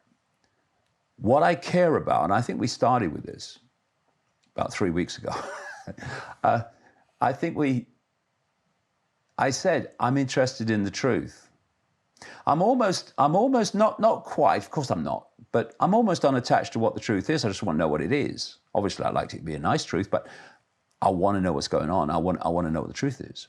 So I will pursue lines of information that are providing the evidence for me to think there's something in this. And then I'll go on pursuing it until it solidifies and solidifies symbolically into actually this is what's happening. I can see it now because of the information that's been accrued. And if that's something that's so far out that people can't encompass it, well, that's not my problem, because they have every right to believe what they believe, and actually so do I. But how many times have probably a lot of the same people said, load of rubbish, man's mad, controlled opposition, and then what they dismissed happens. And then you go deeper and they go through the same process. The number of times that people have said to me, honestly, this is unbelievable, really, when I think about it, actually. You've started me thinking. The number of times I've said something, and I've heard people say, oh, he's gone too far now, right? And it turns out to be true. And then you go a bit deeper and they'll say, oh, he's got, I know what he said there was right. It turned out to be, yeah, but he's gone too far now. And so it goes on. Well, there has to be an overall force that's behind all this, because you can see the incessant centralization of power and the incessant imposition of control by fewer and fewer and fewer people all the time until it was global on more and more and more people. Now, people are coming in, they're being born, they're playing their part in this cult, and then they're dying and they're going out, and other people are coming in, they're playing part in this cult. There has to be some force that actually spans that whole period and spans an agenda which is being delivered by this cult, which is having people coming in and out, being born, dying, all along. There has to be something overall that's driving it and coordinating it. And there is. And, I said just after the turn of the millennium, we live in a simulation, and the limits of it are, in our level anyway, is the speed of light. You're mad, you are. That's crazy. That's ridiculous. Oh, God, he's mad. He's talking about simulation now. And then scientists in the mainstream started to say, actually, it looks like we are. And more and more evidence is being produced all the time that we do. And these are scientists all over the world. These are projects all over the world. a guy called Silas Bean, who led a project at a study at the University of Bonn of physicists asking the question, do we live in a simulation? And they concluded we probably do, and that it's based on a lattice of cubes. They even went that far. So I'm used to it. I'm used to, you're mad, mate, that's crazy. All right, just wait and see. And it turns out to be right. And so that's nothing new. Cool. You predicted almost everything what is happening now, like the last 30 years. I'm quite curious, what do you think will happen in the next couple of years? Because, I mean, we know the plans. We talked about it for some hours now. But what do you think will happen? Do they manage to... It's, we could start again at the start and I'd still be talking now about this, but when I started talking about this a long time ago, 30 years ago, for some reason, I mean, the media, not for some reason, some of the things I said, described me as the prophet of doom. Well, I'm actually an optimist because I say we get out of this. And I say I wouldn't be such a moron as to come into this situation trying to do something about a completely lost cause. There are many, many positive things that are happening, obscured by the frontline, headline world that people see of bad things happening. And, you know, there is a point in human perception which it's very dangerous for a tyranny to cross. And that's the point where people think, I have got nothing to lose. Very dangerous. While people think they've got something to lose, they'll acquiesce to try to not lose it. When they reach a point where they've got nothing to lose and whatever you threaten me with is not as bad as what I've got anyway, then something shifts. If you are being attacked by a big army and you've got an escape route, you can get away, you'll probably run and get away. If you're in a ravine and the army's coming through the only road in and the only road out, well, you've got nothing to lose now. You stand up and fight. Well, if you don't stand up and fight, they're going to do you anyway. So you might as well give it a go. Because what do you got to lose? Except just capitulation and letting them, you know, cut you to pieces. Give it a go. And people will give it a go then. More than ever before, because they have got nothing to lose. And we're now moving into a situation where the unjabbed, the unfake jabbed, are going into a position where increasingly around the world, they've got nothing to lose. And so they are going to do things and they're going to stand up for things as this moves forward, moves on, that they wouldn't have done before. It's like, well, just leave it a bit longer and then we'll see. Well, there comes a point, well, you've been leaving it a bit longer. Have you seen what's happened? You've got nothing left to lose than to have a go. And my feeling is that by 2024, 25, there will be unmistakable signs that this cult is losing control and that this great reset, beyond description tyranny, beyond Orwellian tyranny,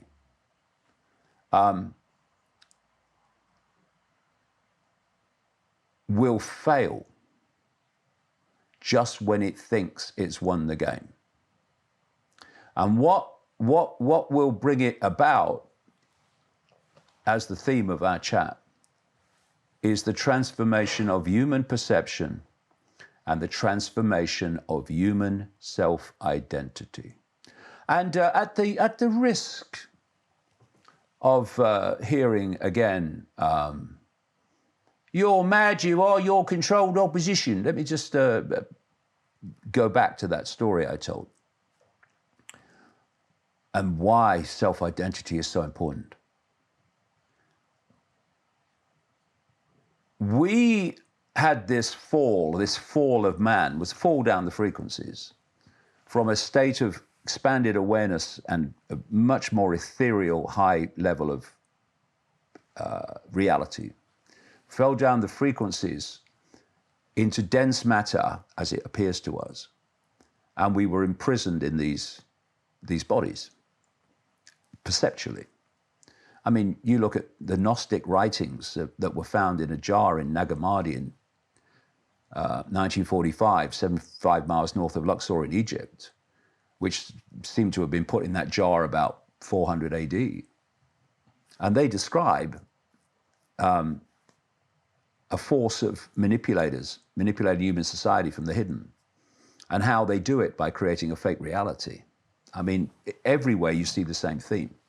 You probably won't have seen that on the BBC or read it in the newspaper, but actually, if you care to do the bloody research, instead of just believing whatever you're told people, you will see that this theme that I'm talking about is widespread. So the removing the cause of the problem makes the problem go away. Looking for a solution to the problem can overwhelmingly lead to more problems. Take away the cause and the problem must disappear. So, what was the problem? We have been manipulated, well, those that have been here have been caught in the illusion, have been manipulated to fall from that level of perception and self-identity, consciousness, infinite awareness, a unique expression of all that is, down into dense matter where the perception of reality becomes basically the body's, the five senses level of reality.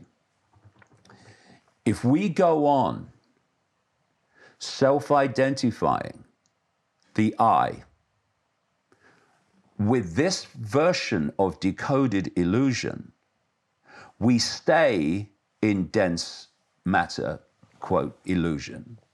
We stay in the program, and the Great Reset wins out.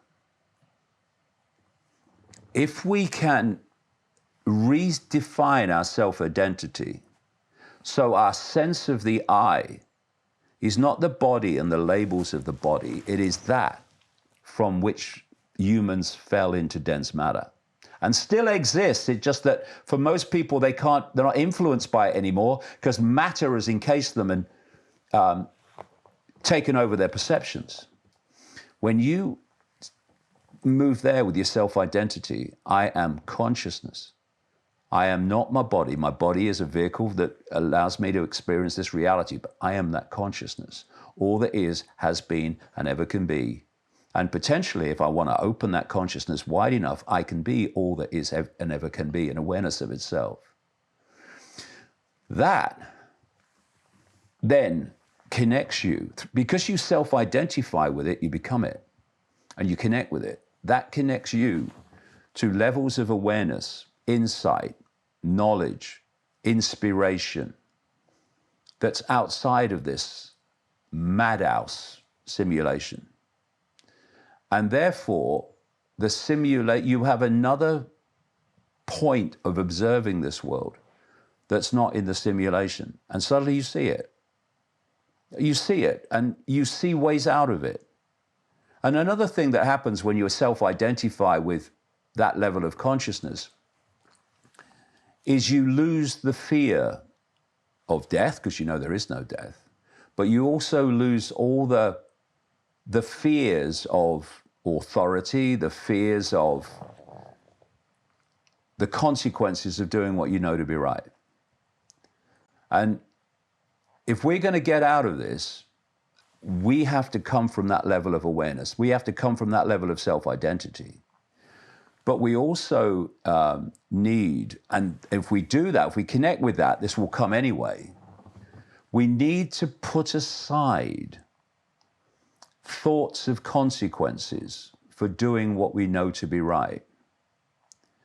Because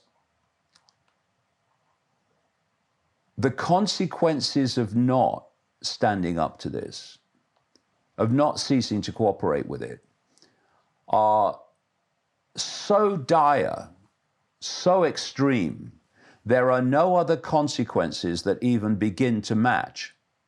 So if you say to me, I'd like to do what I know to be right, I'd like to stand up to this, I'd like to do that, I'd like to do that, but what are the consequences for me? Well, you know, maybe I'll get a fine, or maybe I'll get this, maybe I'll lose my job. They pale into insignificance compared to what's coming if we don't stand up to it. And what that level of awareness does, and it comes in through the heart, you can connect with it through the heart chakra, the heart vortex, is it does what it knows to be right, irrespective, it doesn't even think of consequences. Because this is what I need to do. So what are the consequences? Well, actually, if you start considering the consequences of doing what you know to be right, you are considering not doing what you know to be right. Don't think about the consequences, just do it. And what we have to do now is to put aside all these fears of authority, all these worries about, you know, will I get a fine in the post? Will this happen? Will that happen? Will that happen? Well, whatever you fear is as nothing compared with what's coming if we don't do this. And the longer we leave it, the more entrenched this system will become. And thus the more difficult it will be to unravel it and stop it. And so, you know, we are at a massive point of decision making. We go on acquiescing, in which case the Great Reset, done deal, over, finished, bye, human race. But if we refuse to cooperate with it, and we, you know, 2 million, 3 million people who are not fake vaccinated in Austria are told to lock down, and they lock down. 12 million in Germany told to lock down, they don't lock down, and they lock down. What? This is what I mean by doing what I know to be right. You're telling me I have to be locked down because I'm fake vaxxed, not fake vaxxed? Okay, I'm out in the frickin' street. I'm going about my life. And now, more and more people are going about their life. Okay, enforce it now. Enforce it when 2 million people won't do what you're telling them to do. Acquiescence is condemning our kids and grandkids to a nightmare, and I won't do it. And if more people don't do it, and enough people don't do it, this game is over. Because the power that's being used to impose it upon us is the power we're giving away. David, thank you so much for this podcast. But not only for the podcast, also for your work, hard work, and always speaking your truth. You're an example for many, at least for me. So thank you for this, man. Thanks, mate. And thanks for all your efforts to get here. It's been fantastic. No worries. Guys, I hope you enjoyed it as well. You can help me by liking the video, subscribing to my channel, but also sharing the video on your socials with your friends. And if this video will be removed from YouTube, you can check it on my website, www.jornluca.com. There, if you want to help me, you can also donate. Thank you for that if you want to do it. Thank you all guys who are supporting me the last year. And we'll see you guys soon. Peace.